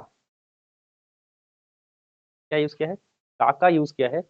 ठीक है, अब हम इसको पूरा कर सकते हैं। चलो देखते हैं कैसे पूरा करेंगे। तो हम क्या कर रहे हैं, देखो इसको ट्रिक को कैसे बनाया गया है। काका सोडियम केक मैंगो आलू जेप्टो से मंगाकर फैंसी पार्टी करता है विद चाप। ये पूरा चाप है, CHAAP, है ना। तो ऐसे आप याद रख सकते हो, आपको और भी तरीके होंगे आपके पास याद करने के लिए, है ना, उससे याद कर लीजिएगा आप। अदरवाइज ये आपको आसानी से याद हो जाएगा। यहाँ पे एनसीईआरटी में जो दिया हुआ था वो थोड़ी कम है ना, ये एनसीईआरटी के रेफरेंस है। ठीक है, एनसीईआरटी में दिया हुआ है और ये जो है इसमें मैंने कुछ एड मेटल की हैं, तो आप देखोगे तो ये हो जाएगा हमारा सबसे पहले सोडियम, अच्छा जैसे मैं लिख रहा हूँ वही सीक्वेंस है, आप ये भी याद रखिएगा ना। सोडियम के बाद हमारे पास है पोटेशियम, सॉरी उल्टा बोल दिया मैंने, पहले है पोटेशियम बाद में है सोडियम, उसके बाद हमारे पास मिल जाता है कैल्शियम, उसके बाद हमें मिल जाएगा मैग्नीशियम, यहाँ पे हमें मिल जाएगा Al यानी आलू में है Al, जेप्टो में आपको समझ में आ रहा होगा Zn है, ठीक है। फैंसी जो वर्ड है, फैंसी में 3 हमें मिलते हैं, तो ये आप याद रखिएगा। सीक्वेंस वैसे ही है जैसे मैं लिख रहा हूँ, पहले आयरन मिलेगा Fe, F से Fe आयरन, फिर N से हमें मिल जाएगा निकिल, ठीक है, और फिर हमें S से मिलेगा टिन यानी Sn, ठीक है, Ni निकिल Ni होता है, ठीक है। पार्टी यानी Pv, ठीक है बेटा, यहाँ से पार्टी से क्या हो गया, Pv हो गया। और इसके बाद हम बात करेंगे तो है से हाइड्रोजन, है ना। और बाकी इधर तो आप जानते होंगे, चाप का मतलब Cu है, ठीक है, H का मतलब Hg है यहाँ पे, ठीक है। सबसे पहले आपको Ag मिलता है इसमें, और इसके बाद मिलेगा Au मिलेगा, गोल्ड हो जाएगा, और लास्ट में आपको प्लैटिनम मिल जाएगा, ठीक है। तो ये सीक्वेंस आप याद रखिएगा। कैसे कैसे, कैल्शियम सोडियम, सॉरी आप potassium sodium calcium magnesium aluminium zinc iron nickel tin lead hydrogen copper mercury AgAu and आपको मिल जाएगा Pt, ठीक है। ट्रिक क्या है हमारे पास, काका सोडियम केक मैंगो आलू जेप्टो से मंगाकर फैंसी पार्टी करता है विद चाप, ठीक है। तो ये आप याद रखिएगा अच्छे से, और आपको कोई और तरीका पता है तो उससे याद कर लीजिएगा, याद जरूर कर लीजिएगा इसमें, ठीक है। हम बात करते हैं रिएक्शन विद क्लोरीन की। नेक्स्ट हमारा है रिएक्शन विद क्लोरीन की। अगर कोई हम बात करें कि जो हमारी मेटल्स हैं वो क्लोरीन या फिर किसी नॉन मेटल से रिएक्ट करती हैं, यहाँ पे स्पेशली क्लोरीन दे दिया गया, लेकिन आप इसका रेफरेंस लेंगे नॉन मेटल के लिए। क्या मतलब, यहाँ पे नॉन मेटल की बात कर रहे हैं, की बात कर रहे हैं बेटा, नॉन मेटल की बात कर रहे हैं, ठीक है, ये याद रखिएगा। हम किसकी बात करेंगे, नॉन मेटल की।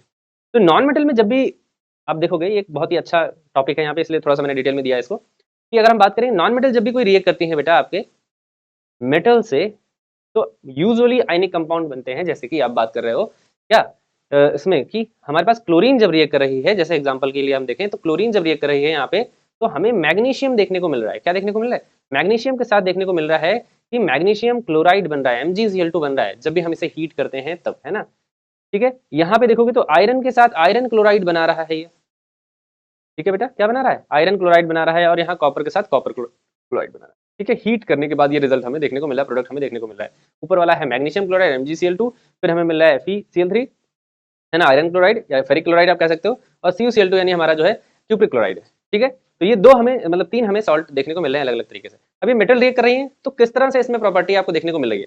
इससे पहले जब हम लोगों ने मेटल की प्रॉपर्टी पढ़ी थी, फिजिकल प्रॉपर्टी पढ़ी थी, तो वहां पे हमने मेटल के बारे में देखा था that they are electropositive. जो मेटल्स होती हैं बेटा वो क्या होती हैं, इलेक्ट्रो पॉजिटिव होती है ना, यानी they have tendency to lose the electron and become a cation, है ना, वो कैटायन के फॉर्म में आ जाते हैं। तो यहाँ पे सिचुएशन क्या हुई होगी, जैसे यहाँ पे मैंने नीचे एग्जांपल दिया है MgCl2 का, ठीक है, उसको भी देखते हैं। और मेटल की खास बात एक और बता दें कि मेटल सॉरी नॉन मेटल जो होती हैं हमारी, वो होती हैं इलेक्ट्रो निगेटिव, यानी उनके पास एक एबिलिटी होती है to attract the electron. Electronegativity या नेगेटिव क्या मतलब क्या है, they have ability to attract the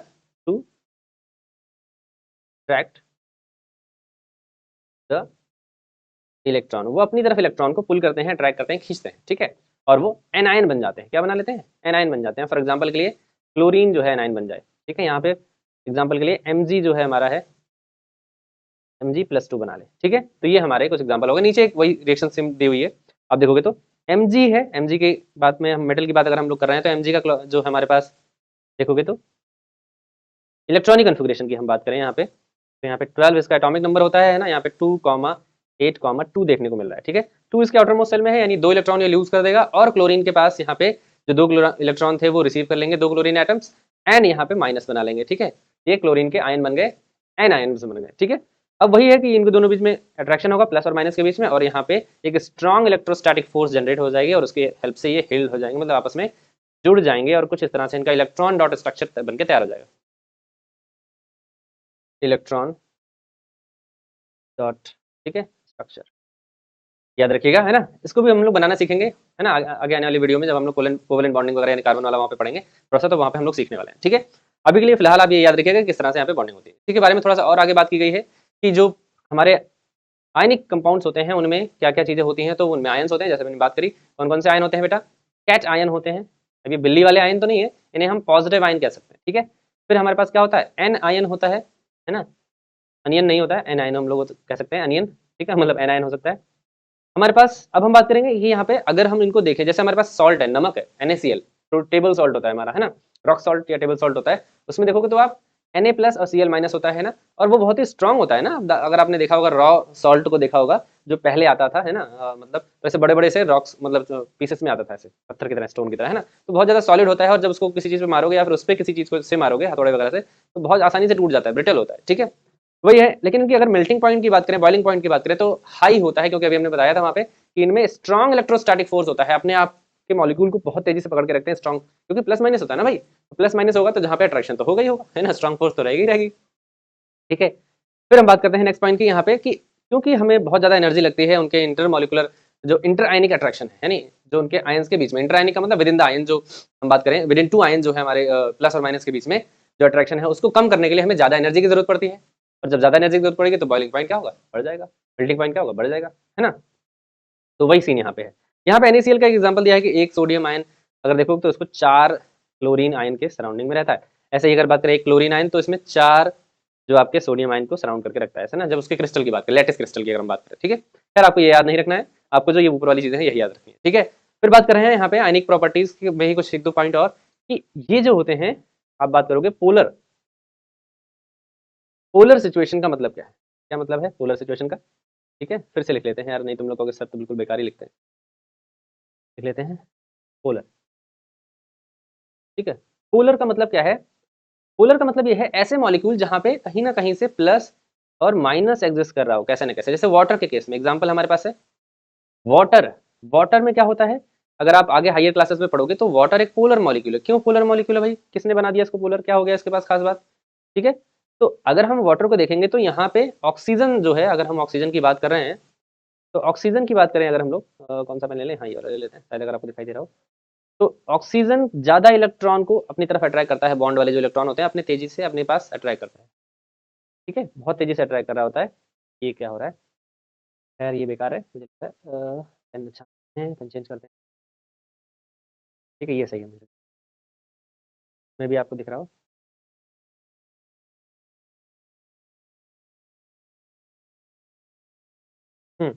bus तो मिला मुझे, ठीक है। तो ये अब देखोगे तो इलेक्ट्रॉन्स को, ये जो बॉन्ड में इलेक्ट्रॉन प्रेजेंट होंगे इनको अपनी तरफ अट्रैक्ट करता है ऑक्सीजन, और इधर से भी अपनी तरफ अट्रैक्ट करेगा, दोनों तरफ से अपनी तरफ क्या होगा, अट्रैक्ट करेगा। और जब ये अट्रैक्ट करेगा दोनों तरफ से अपनी तरफ, तो यहाँ पे स्लाइटली जो है वो निगेटिव चार्ज आ जाएगा, क्योंकि इलेक्ट्रोनिगेटिव होता है, तो निगेटिव चार्ज आ जाएगा, ठीक है।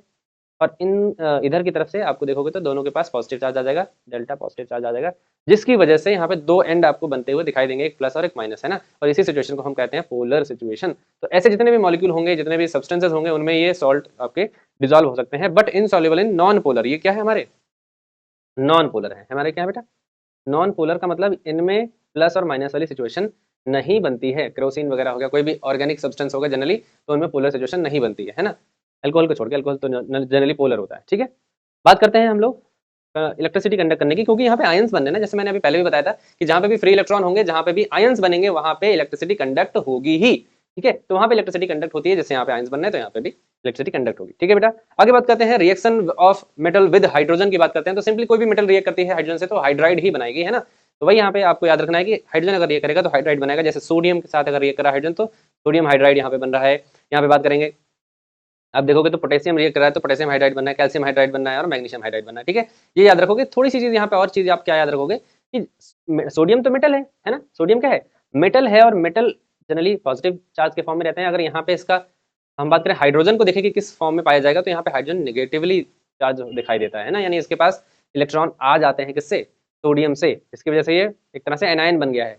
इसीलिए तो हमने अभी पीछे बात नहीं करी, लेकिन अगर हम इसीलिए देखें यहाँ पे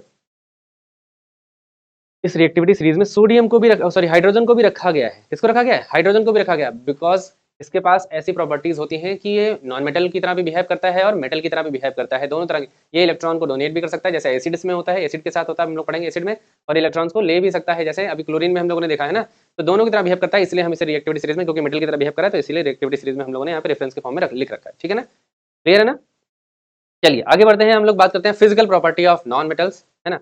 यहाँ पे नॉन मेटल की बात की जा रही है बेटा, ये थोड़ा सा आप चेंज मतलब समझ लाइएगा।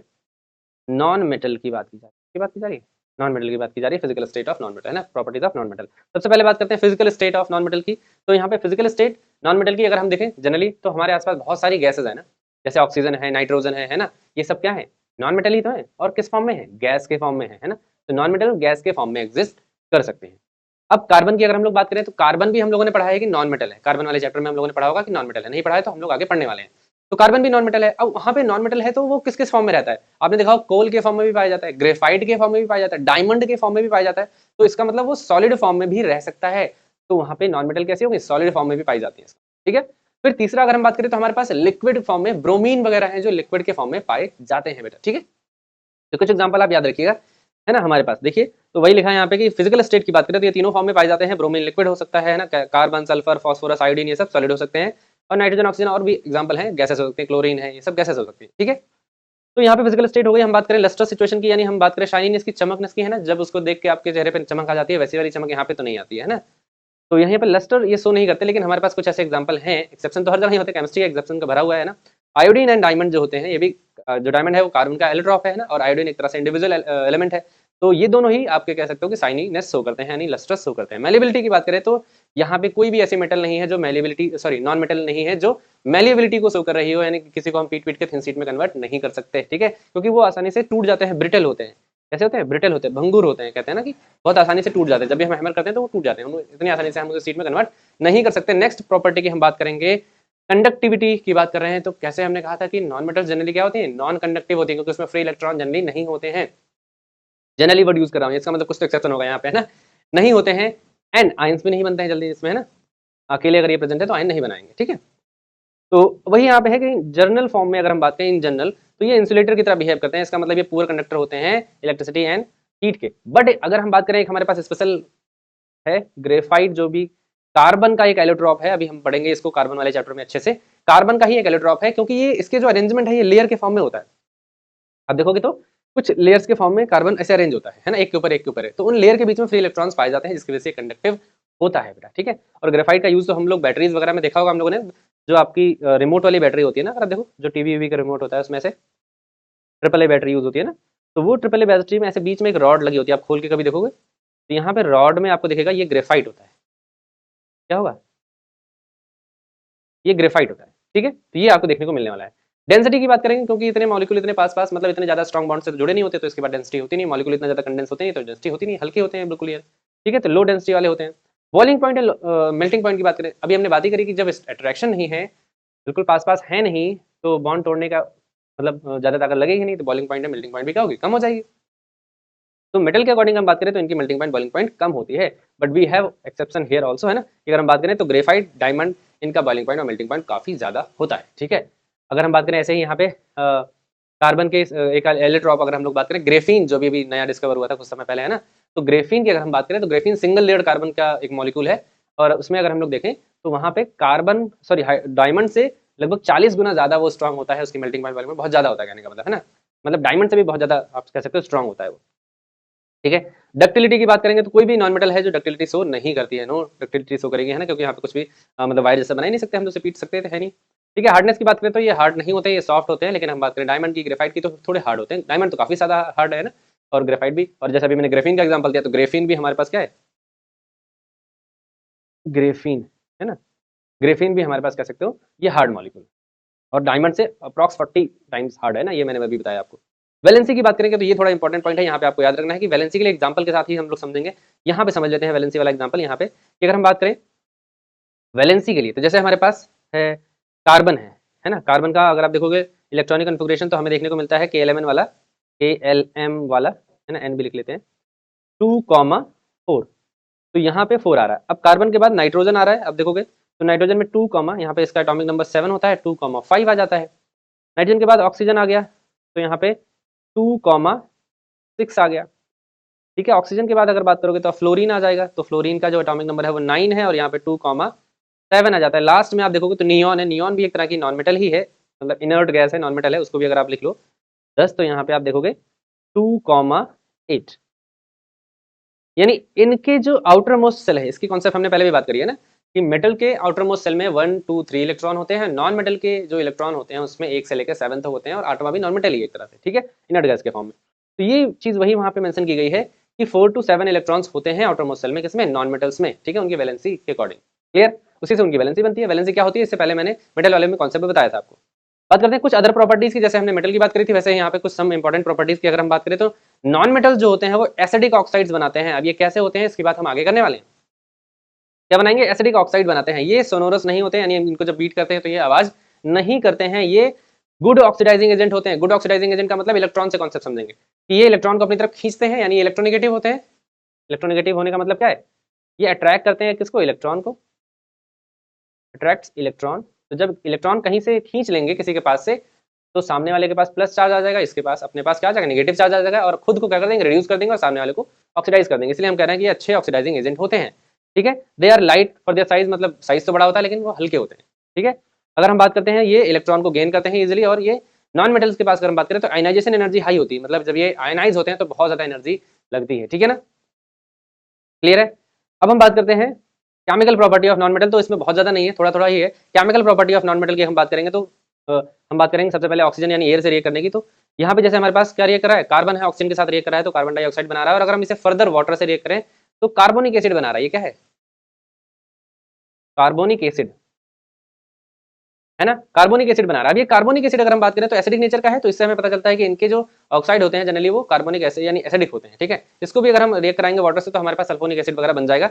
तो यहाँ पे क्या मिला हमें कि जो एसिड होते हैं, मतलब जो ऑक्साइड होते हैं नॉन मेटल के, वो कैसे होंगे बच्चा, एसिडिक होते हैं, और कुछ होते हैं जो न्यूट्रल होते हैं। ठीक है, एग्जाम्पल विद वाटर की बात अगर हम करें तो वाटर से ये डायरेक्टली रिएक्ट नहीं करते हैं। यहाँ पे तो हम ऑक्साइड बना के वाटर से रिएक्ट करा रहे हैं, अदरवाइज ये डायरेक्टली वाटर से रिएक्ट नहीं करते हैं। क्लियर, ऐसे अगर ये वाटर से रिएक्ट करते हो, आप सोचो कि एटमॉस्फेयर में वेपर के फॉर्म में है ना, पानी में, मतलब बहुत सारा वाटर ही वाटर है और गैसेस भी बहुत सारी है नॉन मेटल, तो वो तो कहीं से भी नॉर्मली रिएक्ट कर जाती है ना, पर ऐसा नहीं होता, जनरली रिएक्ट नहीं करते हैं। ठीक है, वही है, they can not release electron, क्योंकि वो इलेक्ट्रॉन को रिलीज नहीं कर सकते हैं। आगे है डाइल्यूट एसिड के साथ, तो यहाँ पे डाइल्यूट एसिड के साथ कोई भी रिएक्शन इनमें नहीं होती है बेटा, डाइल्यूट एसिड के साथ कोई भी नॉन मेटल रिएक्ट नहीं करती है। क्लियर है ना।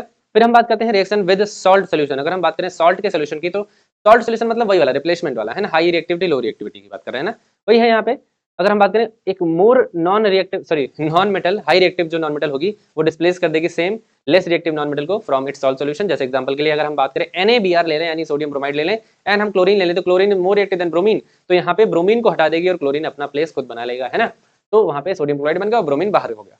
ठीक है, लेकिन अगर इसी रिएक्शन को रिवर्स कर दे तो यहाँ पे ब्रोमीन क्लोरीन को रिवर्स नहीं कर पाएगा और यहाँ पे कोई भी रिएक्शन नहीं होने वाली है। क्लियर, इसको याद रखिएगा अच्छे से। ठीक है, हम बात करते हैं अगले रिएक्शन की। तो यहाँ पे रिएक्शन विद क्लोरीन की बात करी है हमने, क्योंकि मेटल के साथ रिएक्शन कराई थी, और यहाँ पे नॉन मेटल की रिएक्शन नॉन मेटल से करा रहे हैं। देखो कैसे होता है, तो यहाँ पे क्लोराइड्स बनते हैं। फॉर एग्जाम्पल अगर हाइड्रोजन की बात करें, अगर क्लोरीन रिएक्ट करें तो हाइड्रोजन क्लोराइड बन रहा है। ठीक है, अगर हम बात करें फास्फोरस की, P4 यानी फास्फोरस है, फास्फोरस का मॉलिक्यूल है, और ये रिएक्ट कर रहा है क्लोरीन से, तो क्या बन रहा है, फास्फोरस ट्राइक्लोराइड, यानी आपके PCl3 बन रहा है, PCl5 भी बनता है, फास्फोरस पेंटाक्लोराइड बनता है ना। ऐसे अगर कार्बन से कराएंगे तो क्या बनेगा, कार्बन टेट्राक्लोराइड तक बन सकता है। ठीक है आपका, तो ये कई सारे हो सकते हैं जिसमें आप देखो क्लोराइड जनरली बनते हैं। ठीक है, अगर हम बात करें रिएक्शन विद हाइड्रोजन, जैसे हमने मेटल में लिखा था, तो रिएक्शन विद हाइड्रोजन क्या बने थे, वहां पे हाइड्राइड बन रहे थे, तो यहाँ पे भी ऐसा ही बनेगा। ठीक है, कोवेलेंट हाइड्राइड बनते हैं यहाँ पे जनरली, आप देखोगे तो वाटर बना रहा है यहाँ पे कौन, ऑक्सीजन हाइड्रोजन से रिएक्ट करके। ऑक्सीजन भी नॉन मेटल है और हाइड्रोजन भी नॉन मेटल है। ठीक है, ये कब होगा, जब यहाँ पे स्पार्क या बहुत ज्यादा एनर्जी दी जाएगी तब होगा, है ना। क्लियर, हम बात करते हैं अगले वाले पॉइंट में। तो यहाँ पे देखोगे तो आप सल्फर रिएक्ट कर रहा है हाइड्रोजन से, तो हाइड्रोजन सल्फाइड बना रहा है गैस के फॉर्म में, नाइट्रोजन और हाइड्रोजन रिएक्ट कर रहे हैं तो यहाँ पे अमोनिया गैस बन रही है। और अमोनिया गैस के लिए हमारे पास एक खास प्रेशर होना चाहिए, 400 to 600 ATM का प्रेशर होना चाहिए। ठीक है ना, यहाँ पे फिर से वही रिएक्शन है, हाइड्रोजन आप देखोगे तो हाइड्रोजन क्लोराइड बन रहा है यहाँ पे, और हाइड्रोजन क्लोराइड H2+Cl2 के फॉर्म में यहाँ पे रिएक्ट करके और बना रहा है HCl। ठीक है, आई होप कि ये चीजें आपको क्लियर होंगी। हम लोग आगे बढ़ते हैं फटाफट, क्योंकि टाइम बहुत ज्यादा हो गया है ना, और मैं सोच रहा था इसको 1 घंटे 1.5 घंटे में खत्म कर दूंगा, लेकिन शायद ये 1-1.5 घंटे से थोड़ा सा ऊपर चला जाएगा। अब हम पढ़ने वाले हैं मेटलर्जी के बारे में, है ना। मेटलर्जी एक बहुत ही इंटरेस्टिंग टॉपिक है, अगर आप इसको अच्छे से पढ़ते हैं तो काफी मजेदार टॉपिक है और आपको आसानी से याद भी हो जाएगा ना। मैंने इस तरह से सीक्वेंस से इसको रखा है हर स्लाइड को, है ना, ताकि आपको अच्छे से स्टेप बाय स्टेप याद हो जाए चीजें, है ना। तो हम लोग देखते हैं मेटलर्जी। अब एक्चुअल में होती क्या है मेटलर्जी, है ना, हम लोग स्क्रीन पे देख रहे हैं मेटलर्जी है, मेटलर्जी है, क्या है मेटलर्जी, है ना। मेटलर्जी का मतलब ये होता है कि कभी भी हम अगर इम्प्योर मेटल से हम प्योर मेटल को एक्सट्रैक्ट करते हैं, तो उसी प्रोसेस में जितने भी प्रोसेस उसमें इन्वॉल्व होते हैं सबको कलेक्टिवली हम कह देते हैं मेटलर्जी। यानी हम कह सकते हैं the processes involve during the purification of metal are consider as metallurgy. सभी को मिला के हम मेटलर्जी कह देते हैं, है ना। वही यहाँ नीचे पे मैंने डिफाइन कर दिया है, metallurgy is defined as the process of that we use for the extraction of the metal from their मतलब इन देयर प्योर फॉर्म, है ना, उनके प्योर फॉर्म में उनको लाने में जो प्रोसेस इन्वॉल्व होते हैं उसे ही हम कहते हैं मेटलर्जी। क्लियर है ना, याद रखेंगे ये पूरी ब्रांच ही मेटलर्जी होती है ना, मेटल की हम लोग पढ़ते हैं। अब अगर हम मेटल की बात कर रहे हैं तो ये मेटल्स किस फॉर्म में पाई जाती हैं भाई, हम अर्थ में कहां से कैसे निकालते हैं मेटल्स को, कहां से मिलती है हमें। तो मेटल्स जो मेजॉरिटी ऑफ मेटल्स हैं बेटा वो हमारे पाई जाती हैं अर्थ में, है ना। उनकी हम माइनिंग करते हैं, उनको हम खुदाई करके निकालते हैं जगह जगह से, है ना, माइनिंग करके निकालते हैं। जैसे कोयला होता है ना, कोयले की माइन होती है, वैसे मेटल की माइनिंग होती है ना, जिंक की माइनिंग हो रही है, आयरन की माइनिंग हो रही है, अलग अलग जगह मेटल्स की माइनिंग की जाती है, ठीक है। अब ये जो माइनिंग से मिलता है हमें रॉ मेटल, जिसमें हमारे पास बहुत सारी इंप्योरिटीज भी होती हैं, सभी को कलेक्टिवली हम कह देते हैं मिनरल्स, ठीक है। और वो हो सकता है कि फ्री स्टेट में हो सकता है कि कंबाइन स्टेट में, ठीक है, दोनों फॉर्म में हो। कंबाइन और फ्री स्टेट का मतलब क्या है, देखो इसको भी समझा देते हैं। जो मिनरल्स मिले हमें वो हो सकता है कंबाइन हो। कंबाइन का मतलब जो हाई रिएक्टिव मेटल्स होती हैं वो तो किसी ना किसी से रिएक्ट कर जाएंगे, जैसे सोडियम है, कैल्शियम है आपकी, है ना, पोटेशियम है, वो किसी ना किसी से रिएक्ट करके, चाहे वो ऑक्साइड के फॉर्म में, चाहे वो हाइड्राइड के फॉर्म में, या फिर कार्बोनेट के फॉर्म में, किसी ना किसी फॉर्म में वो प्रेजेंट होंगे कंबाइंड कंपाउंड के फॉर्म में, ठीक है। तो वो होगी उनकी कंबाइंड स्टेट। और जब नॉन रिएक्टिव मेटल, जैसे कि हो गया हमारे पास प्लेटिनम है, हमारे पास सिल्वर है, हमारे पास गोल्ड है, ये नॉन रिएक्टिव मेटल है, तो ये जनरली ऐसे ही फ्री फॉर्म में पाए जाते हैं। इनमें ज्यादा हमें प्यूरिफिकेशन करने की जरूरत नहीं पड़ती, क्योंकि ये रिएक्टिव ही नहीं है, किसी से रिएक्ट ही नहीं करती, ये ऐसे ही पड़े रहते हैं नेचर में, है ना। तो इन्हें ऐसे ही निकाल लिया जाता है, क्लियर है। तो उन्हें हम बोलेंगे अनकंबाइंड या फ्री स्टेट की फॉर्म में। वही एग्जाम्पल यहाँ पे लिखा हुआ है कि वो अपने एलिमेंट्री फॉर्म में पाए जाते हैं या फिर अनकंबाइंड फॉर्म में पाए जाते हैं। और जो कंबाइंड फॉर्म में पाए जाते हैं वो अपनी रिएक्टिविटी की वजह से पाए जाते हैं। एग्जाम्पल हमने दे रखे हैं यहाँ पे, है ना, पोटेशियम हो गया, सोडियम हो गया, कैल्शियम हो गया, वगैरह वगैरह, ठीक है। यहाँ पे भी हम लोगों ने देखा कि गोल्ड, प्लेटिनम वगैरह ये बहुत लीस्ट रिएक्टिव मेटल्स हैं और ये आपके होते हैं। देयर आर सर्टेन मेटल्स जो लीस्ट रिएक्टिव होने के साथ साथ कुछ मतलब मिनरल्स के फॉर्म में ये पाई जाती हैं, जैसे कि हमारे पास कॉपर एंड सिल्वर है।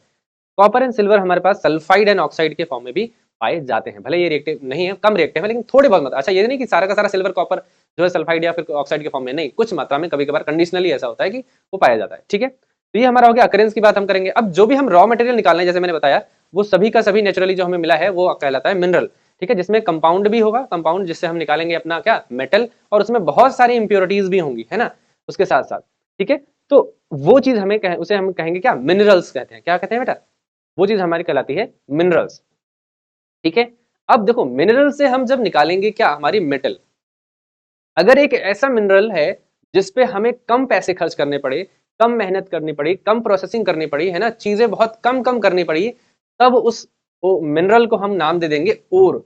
यानी प्रॉफिटेबली हम जब किसी मेटल को निकालते हैं किसी मिनरल से, तो वही मिनरल उसका बनाता है, कहलाता है ओर, ठीक है।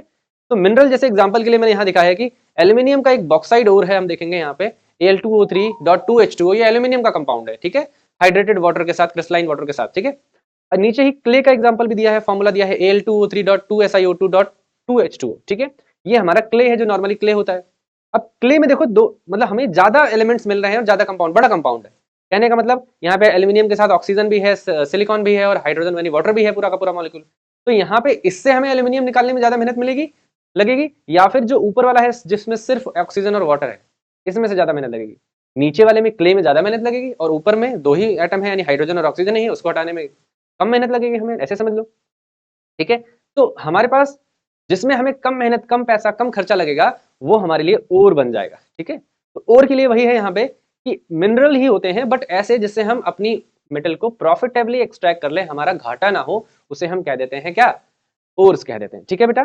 एग्जाम्पल के लिए हमने कहा कि बॉक्साइड हमारा एक ओर है एल्यूमिनियम का, वाइल जो क्ले है वो ओर नहीं है, क्योंकि ओर से मतलब क्ले से हम जब एल्यूमिनियम निकालते हैं तो वो ज्यादा खर्चीला होता है ना, हमारा ज्यादा खर्चा हो जाता है, ज्यादा मेहनत भी करनी पड़ती है उसमें, ठीक है। एग्जैक्टली समझ में आ गया आपको, ठीक है, आगे बढ़ते हैं। तो हम बात करते हैं इंप्योरिटीज की यहाँ पे।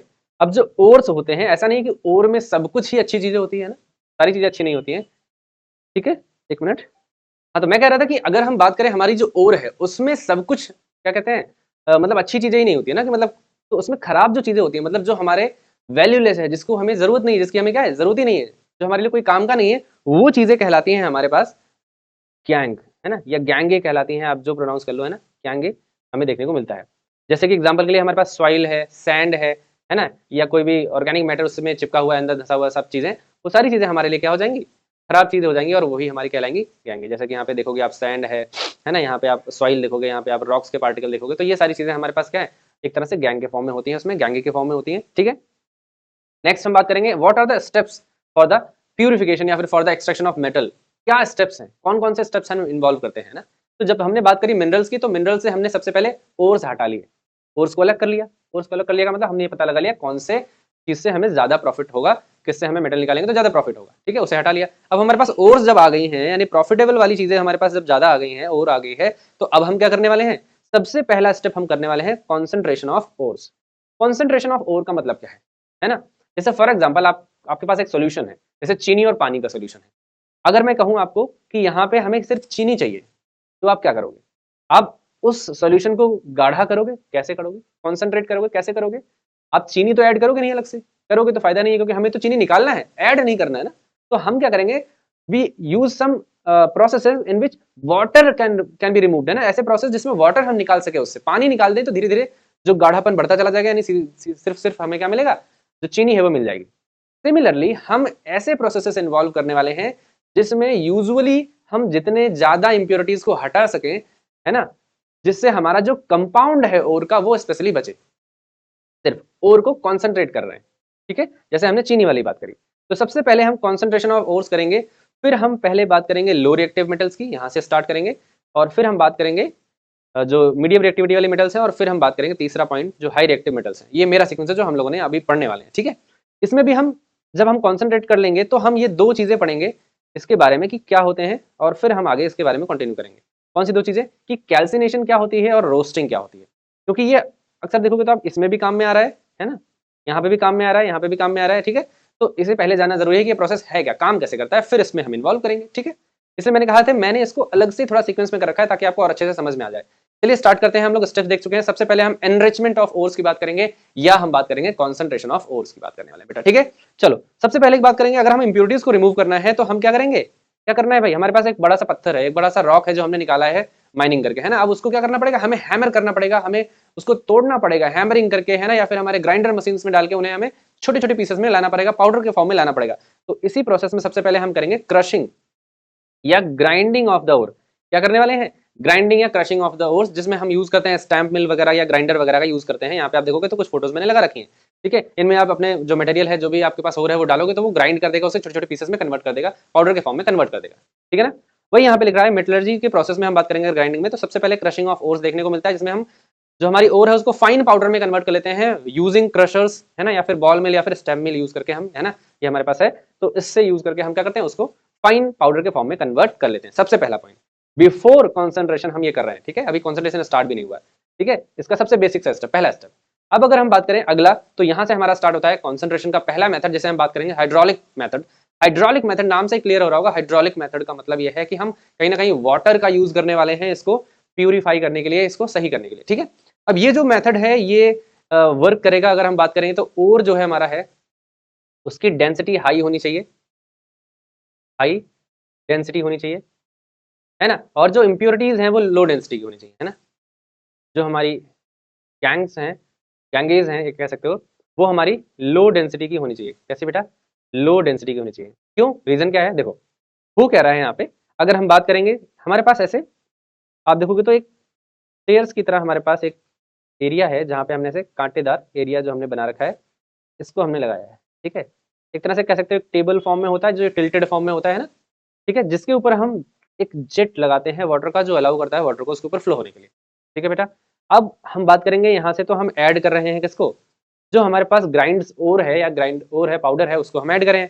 तो इस पानी में जो हैवी ओर है वो नीचे ग्रूव्स में, यहाँ पे जो ग्रूव है आप देखोगे तो इन ग्रूव्स में क्या होगा, सेटल डाउन हो जाएगा, बैठ जाएगा। और क्योंकि जो हमारी इंप्योरिटीज हैं, जो गैंग्स हैं, वो क्या होगा, हल्के होते हैं, इस वजह से हमारे बह जाएंगे, है ना, ऊपर ऊपर की तरफ से, और जिससे हमें कुछ हद तक जो हमारी ओर है वो यहाँ पे प्यूरिफाइड मिलेगी, है ना, कॉन्सेंट्रेटेड मिलेगी। क्लियर है?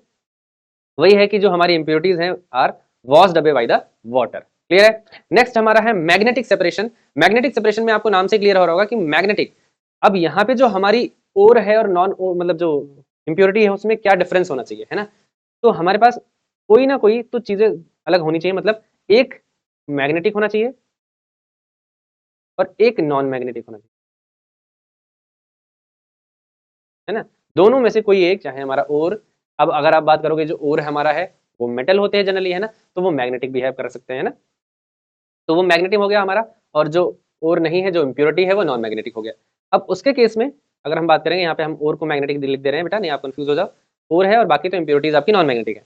अब आप देखोगे तो यहाँ पे ध्यान से कि हमने जब इस व्हील पे, यहाँ पे हमारे पास 2 रोटेटिंग व्हील लगी होती हैं, आप देखोगे ऐसे ये 2 रोटेटिंग व्हील है और ये व्हील्स आपस में ऐसे रोटेट कर रही हैं। ठीक है, यहाँ पे हम देखेंगे तो इस तरह से रोटेशन चल रहा है, ऐसे ऐसे ऐसे ऐसे घूम रहा है।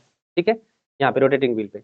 अब हम रोटेटिंग व्हील पे जो बेल्ट लगी होती है इसके ऊपर हम डालते हैं, देखो जो हमारा ओर है जिसे हमने पाउडर डाला है वहां पे।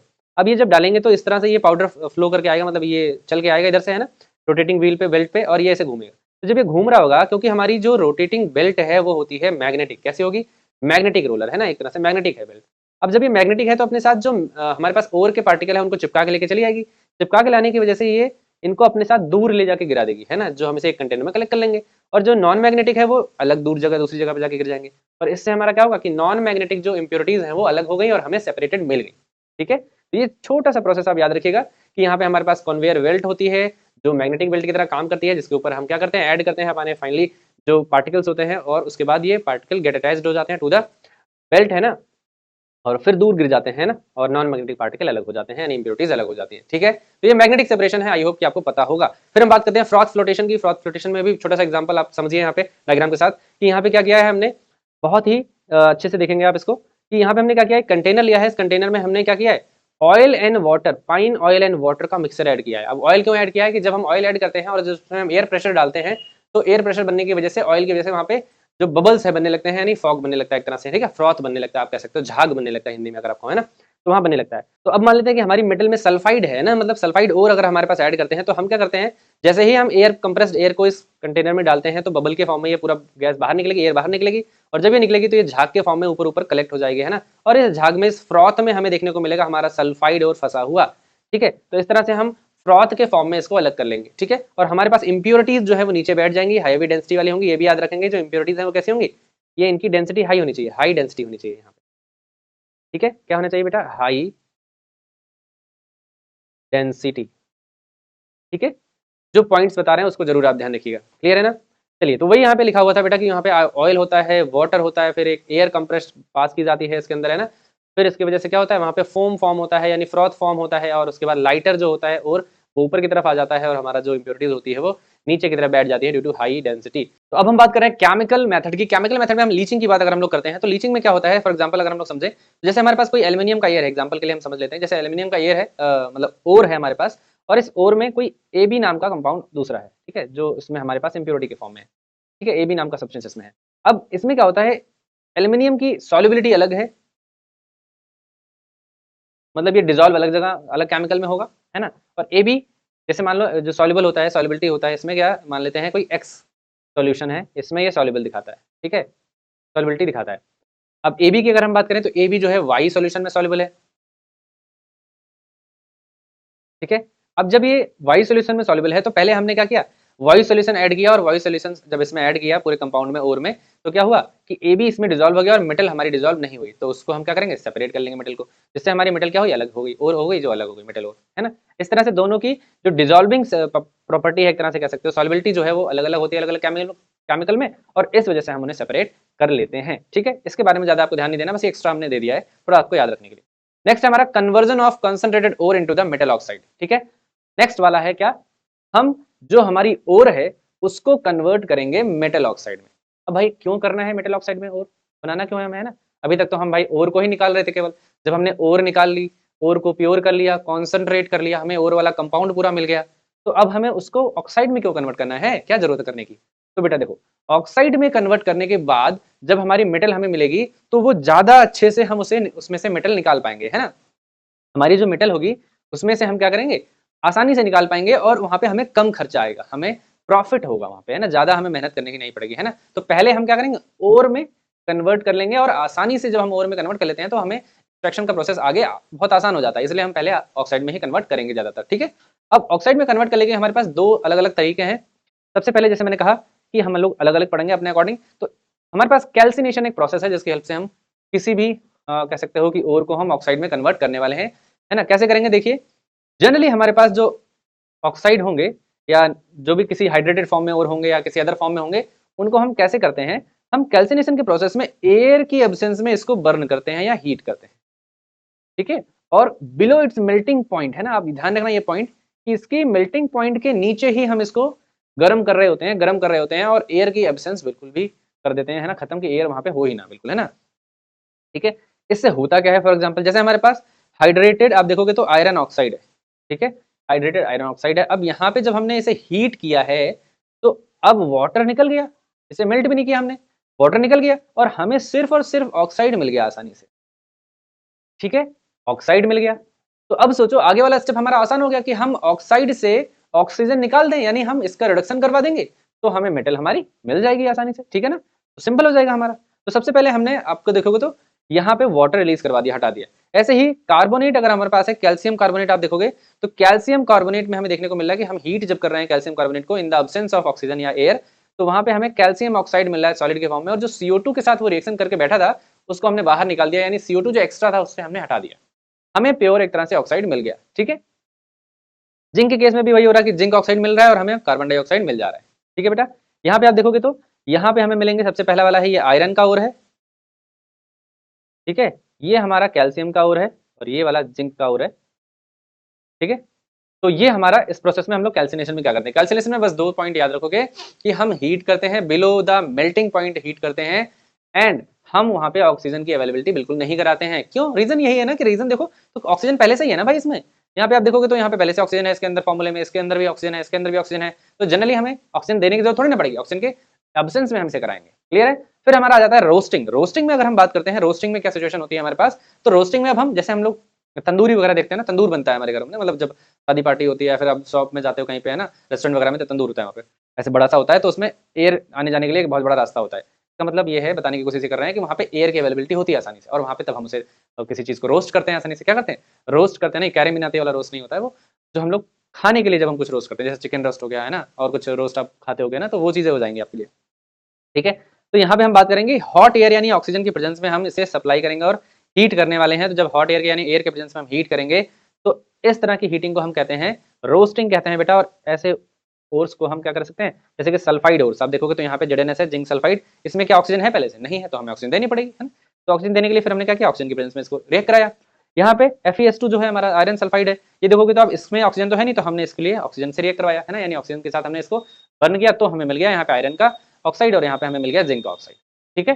तो यानी उसमें जो हमारे पास ओर्स थे उनमें ऑक्सीजन नहीं थी, हमने ऑक्सीजन ऐड करने के लिए क्या करी, रोस्टिंग करी है, ताकि ऑक्साइड बन जाए और फिर आसानी से हम मेटल उससे हटा सके बाय रिडक्शन, ठीक है ना, क्लियर। चलिए आगे बढ़ते हैं, ठीक है। तो ये याद रखेंगे आप, सल्फाइड ओर्स जनरली होते हैं ना, सल्फाइड वगैरह हो गए, जैसे कि हमारे जिंक सल्फाइड हो गया, लेड सल्फाइड हो गया, कॉपर सल्फाइड वगैरह, इन सबके हम इसमें हम प्रोसेस में लाते हैं, ठीक है। नेक्स्ट हमारा है conversion of oxide to metal, है ना, बाय द रिडक्शन, यानी जो हमने ऑक्साइड बनाए हैं उनका अब हम मेटल उनसे कैसे निकालेंगे, ठीक है। अब देखो इसको करने के लिए हमारे पास डिफरेंट डिफरेंट प्रोसेसेस हैं, प्रोसेसेस इन द सेंस कि अब आप याद रखोगे हमें क्या करना है कि हमारे पास 3 स्टेप्स हैं, कौन कौन से। एक तो ये है, जैसे हमने बात करी थी वहां पे पीछे वाले चार्ट में आप देखोगे तो एक हाई रिएक्टिव मेटल वाला मेटल्स हैं जिनको हमें अलग करना है, फिर लो रिएक्टिव, और फिर हमारे पास है मिडिल रिएक्टिविटी सीरीज में आने वाले एलिमेंट्स, है ना। तो इन्हीं तीनों को हमें सीक्वेंस में पढ़ना है। हमने कहा था पहले हम लोग पढ़ने वाले हैं जिनकी रिएक्टिविटी क्या है, लो है। देखो मैंने यहाँ दोनों सेम कर दी है, सबसे पहले हम लो करेंगे, फिर हम करने वाले हैं मिडिल। ये लो नहीं है बेटा, ये मिडिल रिएक्टिविटी सीरीज के एलिमेंट्स की बात कर रहे हैं, ठीक है, क्लियर।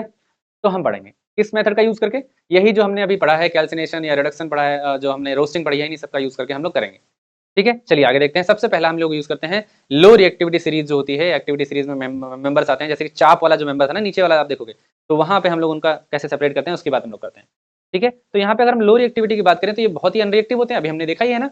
तो इस वजह से इनको हम कह सकते हैं रिड्यूसिंग मेटल के साथ हीट कर सकते हैं, ठीक है, ऑक्सीजन को हटाने के लिए जनरली। एक एग्जांपल है हमारे पास मरकरी का ओर, जिसे हम सिनेबार कहते हैं, Ag मतलब Ag करें HgS, यानी आप कह सकते हो जो मर्क्यूरिक सल्फाइड हमारे पास मिल जाता है, ठीक है। अब इसको कैसे कन्वर्ट किया जाएगा, देखो इसको कन्वर्ट किया जाएगा जब हम इसे AgS HgS को जब हम ऑक्सीजन के साथ इसको ऑक्साइड में कन्वर्ट करेंगे, यानी ऑक्सीजन के साथ कर रहे हैं तो क्या कर रहे हैं भाई, रोस्टिंग कर रहे हैं, है ना। तो जब हमने इसकी रोस्टिंग करी तो हमें मिला HgO प्लस SO2, ठीक है, सल्फर डाइऑक्साइड हमें मिल गया, है ना। तो वही यहाँ पे AgO मर्क्यूरिक ऑक्साइड मिल गया हमें, और हमें सल्फर डाइऑक्साइड मिल गया, क्लियर। तो हमें देखो ऑक्साइड के फॉर्म में हमारा ओर मिल गया, हमारा मेटल मिल गया आसानी से, है ना। अब जब ऑक्साइड के फॉर्म में मिल गया तो हम इसे रिड्यूस कर सकते हैं आसानी से, क्लियर। यहाँ पे जो फोटो लगाई है ये मर्करी का ही बेटा है ना, आपका जो ओर है Hg ओर, ठीक है, मरकरी का ही ओर है। आगे बढ़ते हैं, कैसे किया गया है रिएक्शन में देख लेते हैं। यहाँ पे Hg देखो आप देखोगे तो यहाँ पे ऑक्सीजन के साथ रिएक्ट कर रहा है और HCO बना रहा है और SO2 बना रहा है हीट के साथ, ठीक है। रोस्ट करें तो हीट होगा ही होगा, ठीक है। फिर फर्दर हम देखो इसको रिडक्स करवा रहे हैं यहाँ पे, तो हीट कर रहे हैं फर्दर, तो Hg हमें सेपरेट हो जा रही है और हमें मिल जा रहा है ऑक्सीजन अलग हो जा रहा है, ठीक है। सिमिलरली कॉपर के बारे में बताया गया है कि कॉपर का जो सल्फाइड होता है उसमें आपका और एक इंपॉर्टेंट है, याद रखिएगा, कॉपर ग्लांस कहते हैं इसको, है ना। Cu2s इसका फॉर्मूला आपको देखने को मिल जाएगा, क्या है, Cu2s, ठीक है। तो यहाँ पे आपको देखने को मिल जाएगा। अब आप देखोगे तो यहाँ पे कॉपर ग्लांस को जो हम लोगों ने क्या किया, ऑक्सीजन के साथ हीट किया, यानी रोस्टिंग करी है। यहाँ पे क्या करिए, याद रखो कि बार बार ये वर्ड आएगा, रोस्टिंग करी है, और रोस्टिंग जब करी है ऑक्सीजन की प्रेजेंस में, तो हमें देखने को मिला है कॉपर ऑक्साइड, और यहाँ पे सल्फर डाइऑक्साइड निकल गया है। फिर हम इसको क्या कर रहे हैं, देखो फर्दर ही हम इसको कॉपर उसी के ओर के साथ हीट कर रहे हैं, तो हमें कॉपर मिल जा रहा है और सल्फर डाइऑक्साइड रिलीज हो रहा है फर्दर हीट करने पे। तो ये हमारा मेटल जो है, जो हमारा क्रूड मेटल है, वो हमें ऑब्टेन हो जा रहा है, ठीक है। फिर हम बात कर रहे हैं सेकंड टाइप के जो एक्सट्रैक्शन है ना, जिसमें हम लोग मिडिल ऑफ द रिएक्टिविटी की बात करते हैं, कि जहाँ पे हम लोग जो मिडिल में रिएक्टिविटी में आते हैं एलिमेंट, उनकी रिएक्टिविटी की बात करेंगे। तो यहाँ पे हम वहाँ पे भी देखेंगे कि वही चीजें इन्वॉल्व कर रहे हैं हम लोग, रोस्टिंग करेंगे। यहाँ पे सल्फाइड और जनरली आते हैं, जैसे जिंक हो गया हमारा, यहाँ पे हम जिंक ऑक्साइड बनाएंगे इसका, ठीक है, और सल्फर डाइऑक्साइड निकलने वाली है। फिर हम बात करेंगे जैसे हमारे पास कैल्सिनेशन कर रहे हैं, है ना, कुछ कैल्सिनेशन जिंक कार्बोनेट के साथ हमने किया, इसको ऑक्साइड में कन्वर्ट कर लिया और यहाँ पे कार्बन डाइऑक्साइड रिलीज हो गया, ठीक है। ये बहुत ज्यादा रिएक्टिविटी होती नहीं है, बहुत ज्यादा रिएक्टिव हाईली रिएक्टिव तो होते नहीं है, तो इन्हें हम आसानी से रोस्टिंग और कैल्सिनेशन से इनके ऑक्साइड में कन्वर्ट कर सकते हैं, ठीक है। वही यहाँ पे लिखा था बेटा कि ये मिडिल ऑफ द रिएक्टिविटी के मेंबर है, जैसे कि हमारे पास आयरन है, जिंक है, लेड है, कॉपर है ना, ये मॉडरेटली रिएक्टिव होते हैं और इनके कार्बोनेट या सल्फाइड और होते हैं नेचर में जनरली, और इन्हें हम रोस्टिंग कैल्सिनेशन से ऑक्साइड में कन्वर्ट कर लेते हैं, ठीक है।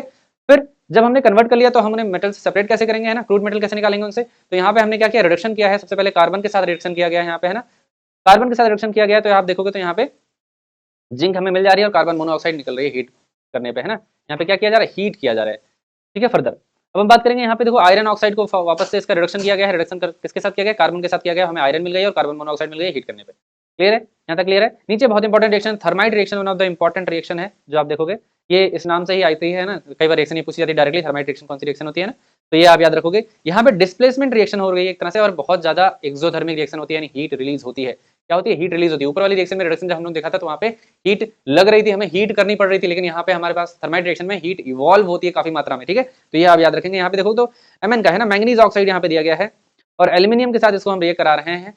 तो जैसे ही हम इसमें रिएक्ट कराते हैं सॉलिड फॉर्म में, है ना, दोनों को, तो क्या होता है, हमारा मैंगनीज जो है वो सेपरेट हो जाता है और हमारा Al2O3 बनता है, ठीक है। फिर हम बात करें अगर आयरन ऑक्साइड, तो यहाँ पे एल्यूमिनियम के साथ हम रिएक्ट करा रहे हैं वापस से, यानी रिडक्शन जो हो रहा है किसकी हेल्प से हो रहा है, एल्यूमिनियम के साथ हो रहा है, ठीक है। एल्यूमिनियम के साथ हम इसे रिएक्ट करा रहे हैं, तो आयरन हमें मिला है लिक्विड के फॉर्म में, है ना, मोल्टेन फॉर्म में बेसिकली मिलेगा, और हमें देखने को मिल रहा है कि Al2O3 जो है हमारा ऑक्साइड बन जा रहा है और हीट बहुत ज्यादा रिलीज होती है ना, हाईली एक्सोथर्मिक, क्योंकि हाईली एक्सोथर्मिक रिएक्शन है, बहुत ज्यादा हीट निकलती है, इस वजह से हम इसे कहते हैं थर्माइट रिएक्शन, ठीक है बेटा। फिर हम बात करेंगे कि रिडक्शन अगर हम करते हैं कार्बन मोनोऑक्साइड के साथ, किसके साथ, कार्बन मोनो यानी CO के साथ रिएक्शन करते हैं, तो वहां पे हमें क्या मिलता है, देखिए अगर हम इसको कार्बन मोनोऑक्साइड के साथ रिडक्शन करते हैं तो हमें मिल जाता है आयरन एंड कार्बन डाइऑक्साइड मिल जाता है जब इसे हीट करते हैं। तो ये रिडक्शन के कुछ मेथड है। सबसे पहले रिडक्शन में हम लोगों ने कार्बन के साथ रिडक्शन किया है, सबसे पहले किसके साथ किया है, कार्बन के साथ रिडक्शन किया है ऑक्साइड का। फिर हमने थर्माइट रिएक्शन से किया है, एल्यूमिनियम का यूज करके किया है। फिर हमने किया है कार्बन मोनोऑक्साइड के साथ डिफरेंट कैटलिस्ट को यूज करके, डिफरेंट रिएजेंट को यूज करके हमने क्या किया है, जो रिडक्शन है वो किया है to separate the pure metal, है ना, या क्रूड मेटल की बात अगर हम करें अभी, ठीक है।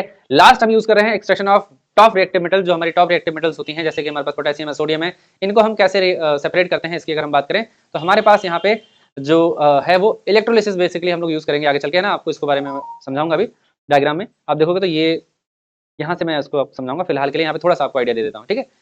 जैसे हमारे पास यहाँ पे हाई रिएक्टिव मेटल होती है ना, वेरी रिएक्टिव होती है, बहुत ज्यादा रिएक्टिव होती है, तो उनके कंपाउंड जनरली हमें क्या मिलते हैं, या हीटिंग के फॉर्म में हम, या नॉर्मली हीट के फॉर्म में इसको फॉर्म में ऑब्टेन नहीं कर पाते हैं, है ना, हीट वीट करके उसे ऑब्टेन नहीं कर पाते। तो क्या करना पड़ता है हमें, हमने भी बताया ना, इलेक्ट्रोलिसिस करते हैं, इलेक्ट्रोलिटिक रिडक्शन करते हैं, ठीक है। अब इसमें होता क्या, फॉर एग्जाम्पल हम समझते हैं कि हमारे पास एक कंटेनर है, हमने हमने क्या किया है, कंटेनर ले लिया है, अच्छा सा कंटेनर कोई लेना पड़ेगा हमें, यहाँ पे इंक टू शेप वाला, हाँ ऑप्शन मिल गया, ठीक है। तो हमारे पास एक कंटेनर है ऐसा, मैं भी शायद सही हो जाए, नहीं हो रहा है, चलो कोई बात नहीं। हमारे पास एक कंटेनर है जिसमें हमारे पास दो स्लैब लगे होते हैं इस तरह से, ये दोनों स्लैब्स जो है हमारे पास कुछ इस तरह से हैं, ठीक है। अब ये स्लैब हम देखोगे तो यहाँ पे एक होता है पॉजिटिव और एक होता है निगेटिव, और इसको हम ऐसे ऐड कर देते हैं बैटरी के साथ, ठीक है भाई, एक तरफ निगेटिव और एक तरफ पॉजिटिव। जो निगेटिव वाला है वो हमारा कैथोड होगा, और जो पॉजिटिव वाला है वो हमारा क्या होगा, एनोड होगा, ठीक है बेटा, एनोड होगा। अब यहाँ पे ध्यान देने वाली बात क्या है कि हम इसमें सोल्यूशन में ऐड करने वाले हैं क्या, जो भी हमारी मेटल है, क्योंकि बहुत ज़्यादा रिएक्टिव होती है तो सॉल्ट वॉल्ट के फॉर्म में है ना, डिफरेंट डिफरेंट फॉर्म में ये पाई जाती है, तो उसका सोल्यूशन हम इसमें ऐड कर देते हैं। फॉर एग्जाम्पल के लिए जैसे हम लोगों ने यहाँ पे सोडियम का जो है क्लोराइड ऐड किया है ना, NaCl ऐड किया है मान लीजिए, ठीक है, इलेक्ट्रोलिसिस करवा रहे हैं यहाँ पे, तो इसके अंदर हमने NaCl ऐड किया है, NaCl ऐड किया है। अब जब NaCl ऐड किया है बेटा, तो जब जैसे हम इलेक्ट्रिसिटी प्रोवाइड करेंगे इसके अंदर, तो क्या चेंजेस आने वाले हैं। जब हम इलेक्ट्रिसिटी प्रोवाइड करेंगे तो कैथोड पे क्या होगा, कैथोड पे सोडियम जाएगा और वहां से इलेक्ट्रॉन रिसीव करके सोडियम बना लेगा, डिपॉजिट हो जाएगा, है ना। कैथोड पे, कहाँ पे, कैथोड पे, यहाँ पे माइनस चार्ज है, मतलब यहाँ पे इलेक्ट्रॉन ज्यादा होंगे, तो यहाँ पे सोडियम जो है वो आएगा और यहाँ पे सोडियम रिलीज हो जाएगा, और एनोड पे आएगा क्लोरीन, आपका यहाँ पे क्लोरीन गैस के फॉर्म में निकल जाएगा। तो ये हो गया हमारा क्लोरीन सेपरेट हो जाएगा और ये हो जाएगा हमारा सोडियम, ठीक है। तो इलेक्ट्रोलिसिस की हेल्प से हम इसे कर सकते हैं, क्लियर है ना, ये याद रखिएगा आप। आगे इसको और थोड़ा डिटेल में हम लोगों ने दूसरी तरीके से समझा है, जहाँ पे हम प्यूरिफिकेशन की बात कर रहे हैं। हम अगले पॉइंट में बात करते हैं इसके बारे में, प्यूरिफिकेशन ऑफ मेटल या फिर रिफाइनिंग। अब इसकी जरूरत क्या पड़ी, हमने मेटल तो निकाल लिया, नहीं, अभी तक जो हमने मेटल निकाली है, जो ऑक्साइड से निकाली है हमने मेटल है, वो अभी हमारी पूरी तरह से प्योर नहीं है, still we have some impurities in our metals, है ना। तो उसके लिए हमें क्या करना पड़ता है, फर्दर रिफाइनिंग, फर्दर प्यूरिफिकेशन करना पड़ता है, ठीक है। इसी को हम कहते हैं प्यूरिफिकेशन या फिर रिफाइनिंग ऑफ मेटल्स। अब जो मेटल हमें मिली है बेटा, उसे हम कहेंगे क्रूड मेटल, ठीक है, क्या कहते हैं, क्रूड मेटल मिली है, जिसमें अभी भी थोड़ी बहुत इंप्योरिटीज होती हैं यूजली, तो उसके लिए हम प्रोसेस इन्वॉल्व कर रहे हैं रिफाइनिंग, क्लियर है ना, क्या करेंगे, रिफाइनिंग करने वाले हैं।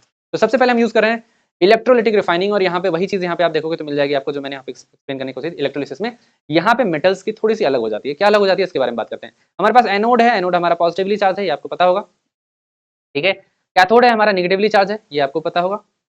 जो कैथोड है इसकी अगर हम बात करें तो यहाँ पे हमारे पास प्योर मेटल की जो है स्लैब होता है, प्योर मेटल का हो सकता है या फिर मेटल की, प्योर मेटल की कोटिंग हो सकती है उसके पास, ठीक है। जैसे यहाँ पे अगर हमने सोल्यूशन में लिया है CuSO4 सॉल्ट, यहाँ पे सोल्यूशन में लिया है CuSO4 का सोल्यूशन लिया है बेटा सॉल्ट, ठीक है। तो यहाँ पे अब हम बात करेंगे कि जब हम इसमें डिजोल्व कर चुके होंगे तो हमने यहाँ पे कॉपर का ही स्लैब ले लिया है, और ये कैसा है, प्योर है।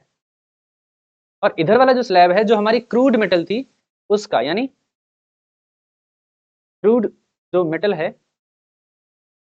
उसका ले लिया है ना, इम्प्योर कॉपर का ले लिया है ये भी कॉपर का, ठीक है। अब होगा क्या, जब जब हम इसमें जैसे ही क्या करेंगे, इलेक्ट्रिसिटी इसमें प्रोवाइड कराएंगे, तो क्या होगा, जो सोल्यूशन में आप देखोगे, क्योंकि सेम मेटल का सोल्यूशन है ना, सेम ही मेटल का लिया, और इस मेटल में एक चीज और ऐड करते हैं हम लोग, थोड़ा सा डाइल्यूट H2SO4 ऐड कर देते हैं, दिल वाला H2SO4, जिससे जो इलेक्ट्रिक करंट अच्छे से पास हो, है ना, और आसानी से जो हमारी मेटल है वो सेपरेट हो जाए। अब देखो होगा क्या, ये वाला जो स्लैब है रेड वाला जो आप देख रहे हो, इस वाले स्लैब में ही है हमारी इम्प्योर मेटल, ठीक है। तो धीरे धीरे ये स्लैब डिसॉल्व होगा और यहां से प्योर मेटल निकल के सोल्यूशन में आएगी, इसमें आ गई, मतलब कॉपर जो है वो सोल्यूशन में आने लगेगा, ठीक है। अब जब कॉपर सोल्यूशन में आया, अगर आपको यहाँ पे दिख रहा हो, है ना, कॉपर सोल्यूशन में आ गया, तो जितना कॉपर सोल्यूशन में आता है उतना ही कैथोड पे जाके डिपॉजिट हो जाता है, यानी जितना इधर आया उतना ही कैथोड पे जाके यहाँ पे आप देखोगे तो डिपॉजिट हो रहा है, ठीक है। जितना ऐड हुआ उतना ही डिपॉजिट हुआ, और ऐसे ऐसे करके सारा का सारा स्लैब जो है ये रेड वाला ये डिसॉल्व हो जाता है, और ये जो आपकी दूसरी वाली स्लैब है, जो कैथोड वाली स्लैब है, उस पर बहुत मोटी सी लेयर चढ़ जाती है, किसकी, आपके कॉपर की, ठीक है। इससे क्या हुआ, जो हमें प्योर कॉपर की लेयर एक वापस से मिलती रहती है, मिलती रहती है, मिलती रहती है, और इस तरह से हम इसे सेपरेट कर लेते हैं, ठीक है बेटा। वही यहाँ पे मेंशन किया गया है, मेटल जैसे कि कॉपर हो गया, जिंक हो गया, टिन हो गया, निकल, सिल्वर, ये सब चीजें जो होती हैं, इनको हम रिफाइनिंग करते हैं, इलेक्ट्रिसिटी का यूज करते हैं, है ना। और इसके बाद क्या होता है कि जो मेटल होती हैं वो कैथोड पे डिपॉजिट हो जाती हैं, ठीक है। कैसे होती हैं वो हमने बात करी यहाँ पे अभी, ठीक है। Refining of metals impurities present in the obtained metal can be remove by the electrolytic refining, है ना, और हमने यहाँ पे रिफाइनिंग में यूज कर ही लिया है, ठीक है बेटा। लास्ट में हम लोग देख रहे हैं यहाँ पे कि कॉपर अगर हम बात करें तो यहाँ पे इस मेथड से यूज किया जाता है, जैसे मैंने एग्जांपल में समझा। तो हम ये याद रखना है कि कौन सी चीज कहाँ पे थी, जैसे कि एग्जांपल में एनोड जो था हमारा वो किसका बना हुआ था, इम्प्योर कॉपर का स्लैब था, जो क्रूड मेटल थी, कौन सी मेटल थी, जो क्रूड मेटल थी उसका, जो हमें ऑब्टेन हुआ था। और जो कैथोड है वो प्योर मेटल, या फिर मैंने कहा कि प्योर मेटल की कोटिंग होनी चाहिए उस पर जरूर से जरूर, अगर किसी और मेटल का आप यूज कर रहे हो तो, ठीक है। तो ये चीज आप देखना, है ना। सोल्यूशन में हमने देखा कि हमने बताया कि कॉपर सल्फेट का ही, सेम मेटल का ही सोल्यूशन आपको लेना है ना, सेम मेटल का सोल्यूशन लेना है, और उसमें सल्फ्यूरिक एसिड थोड़ा सा ऐड कर देंगे, जिससे फर्दर जो इलेक्ट्रिसिटी का कंडक्शन है वो बहुत तेजी से होने लगे, अच्छे से होने लगे, और धीरे धीरे धीरे धीरे क्या होगा कि जो हमारा कॉपर है वो डिपॉजिट होने लगेगा कैथोड पे। ध्यान देने वाली बात है कि जब कैथोड पे कॉपर डिपॉजिट होगा तो नीचे की तरफ बहुत सारी इंप्योरिटीज जो उसमें होंगी वो बैठ जाएंगी, है ना, सेटल डाउन हो जाएंगी। जैसे कि सिल्वर, गोल्ड वगैरह की अगर इंप्योरिटीज होंगी तो वो नीचे बॉटम पे आ जाएंगी, ठीक है। एनोड मड उसे कहेंगे, क्या कहेंगे, एनोड मड उसे कहते हैं, क्योंकि एनोड के नीचे ही वो डिपॉजिट हो जाती है, ठीक है बेटा। कहाँ पे डिपॉजिट होंगे, यहीं पे बता दे रहे हैं, ये यहाँ पे एनोड में ज़्यादा दिखेंगे आपको एनोड की तरफ, इसलिए एनोड मड यहाँ पे हम कहेंगे। ठीक है, तो ये सारा हो गया हमारा रिफाइनिंग के बारे में। अब हम बात करते हैं कोरोजन क्या होता है। कोरोजन वैसे हम लोगों ने रिएक्शन वाले चैप्टर में भी पढ़ा है काफी अच्छे से, है ना। कोरोजन का मतलब एक तरह से जो मेटल है उसकी सरफेस की डिके होना, है ना, किसी मतलब कह सकते हो एजेंट की वजह से, चाहे वाटर हो गया चाहे ऑक्सीजन हो गया, उसके दुश्मन कौन होते हैं, वाटर ऑक्सीजन ये सब होते हैं। ठीक है, तो वहां पे मॉइस्चर वगैरह आ जाता है तो उससे कोरोजन हो जाता है।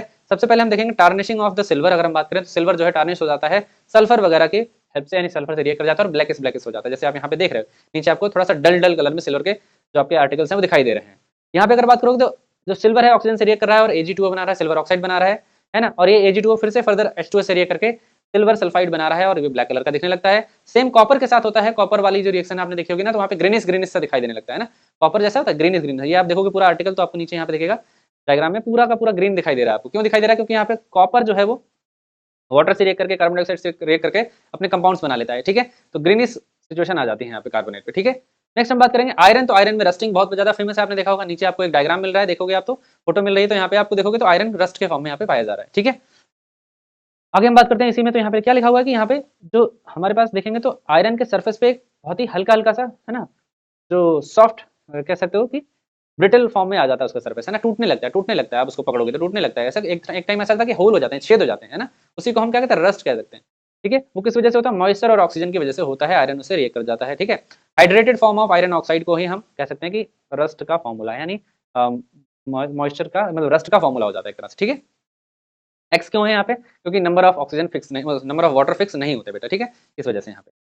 ठीक है, तो ये चीजें हम लोगों ने कर ली। फिर हम बात कर रहे हैं यहाँ पे इसी के एग्जांपल में कि एनसीईआरटी में क्या दिया हुआ है इससे रिलेटेड। तो एनसीईआरटी में दिया हुआ है, देखो यहाँ पे एक एक्टिविटी छोटी सी कि AB3 टेस्ट ट्यूब है हमारे पास। ए वाली टेस्ट ट्यूब है, बी वाली टेस्ट ट्यूब है और सी वाली टेस्ट ट्यूब है ना।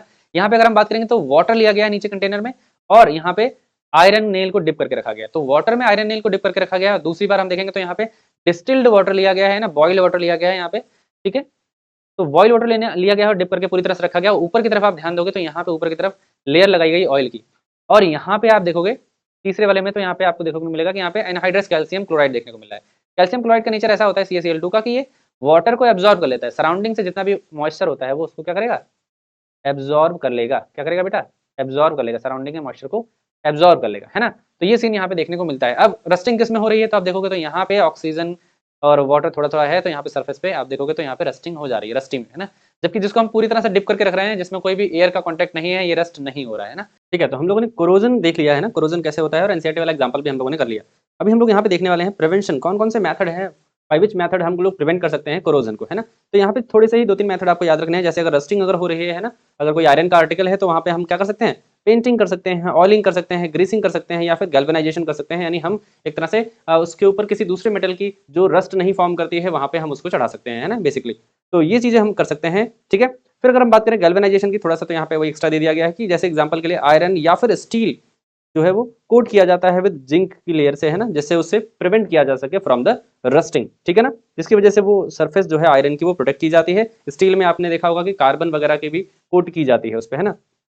तो इससे हम क्या कर सकते हैं, कोरोजन से प्रिवेंट कर सकते हैं। एलॉयज क्या होते हैं इनकी अगर हम बात करें तो एलॉयज एक्चुअली में जो होते हैं ये 2 मेटल्स या 3 मेटल्स का मिक्सचर होते हैं और इनके मिक्सचर से एक नया टाइप का सब्सटेंस बनाया जाता है जिन्हें हम एलॉय कहते हैं। ठीक है, तो वही यहाँ पे है कि होमोजेनस मिक्सचर है बेटा किसका, डिफरेंट डिफरेंट मेटल्स का, ठीक है, और नॉन मेटल्स का।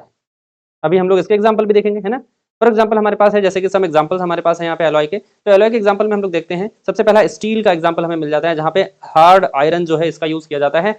एंड नॉन मेटल कौन सी यूज की जाती है हमारे पास, कार्बन जो है इसके मिक्सचर से हमें मिलता है स्टील।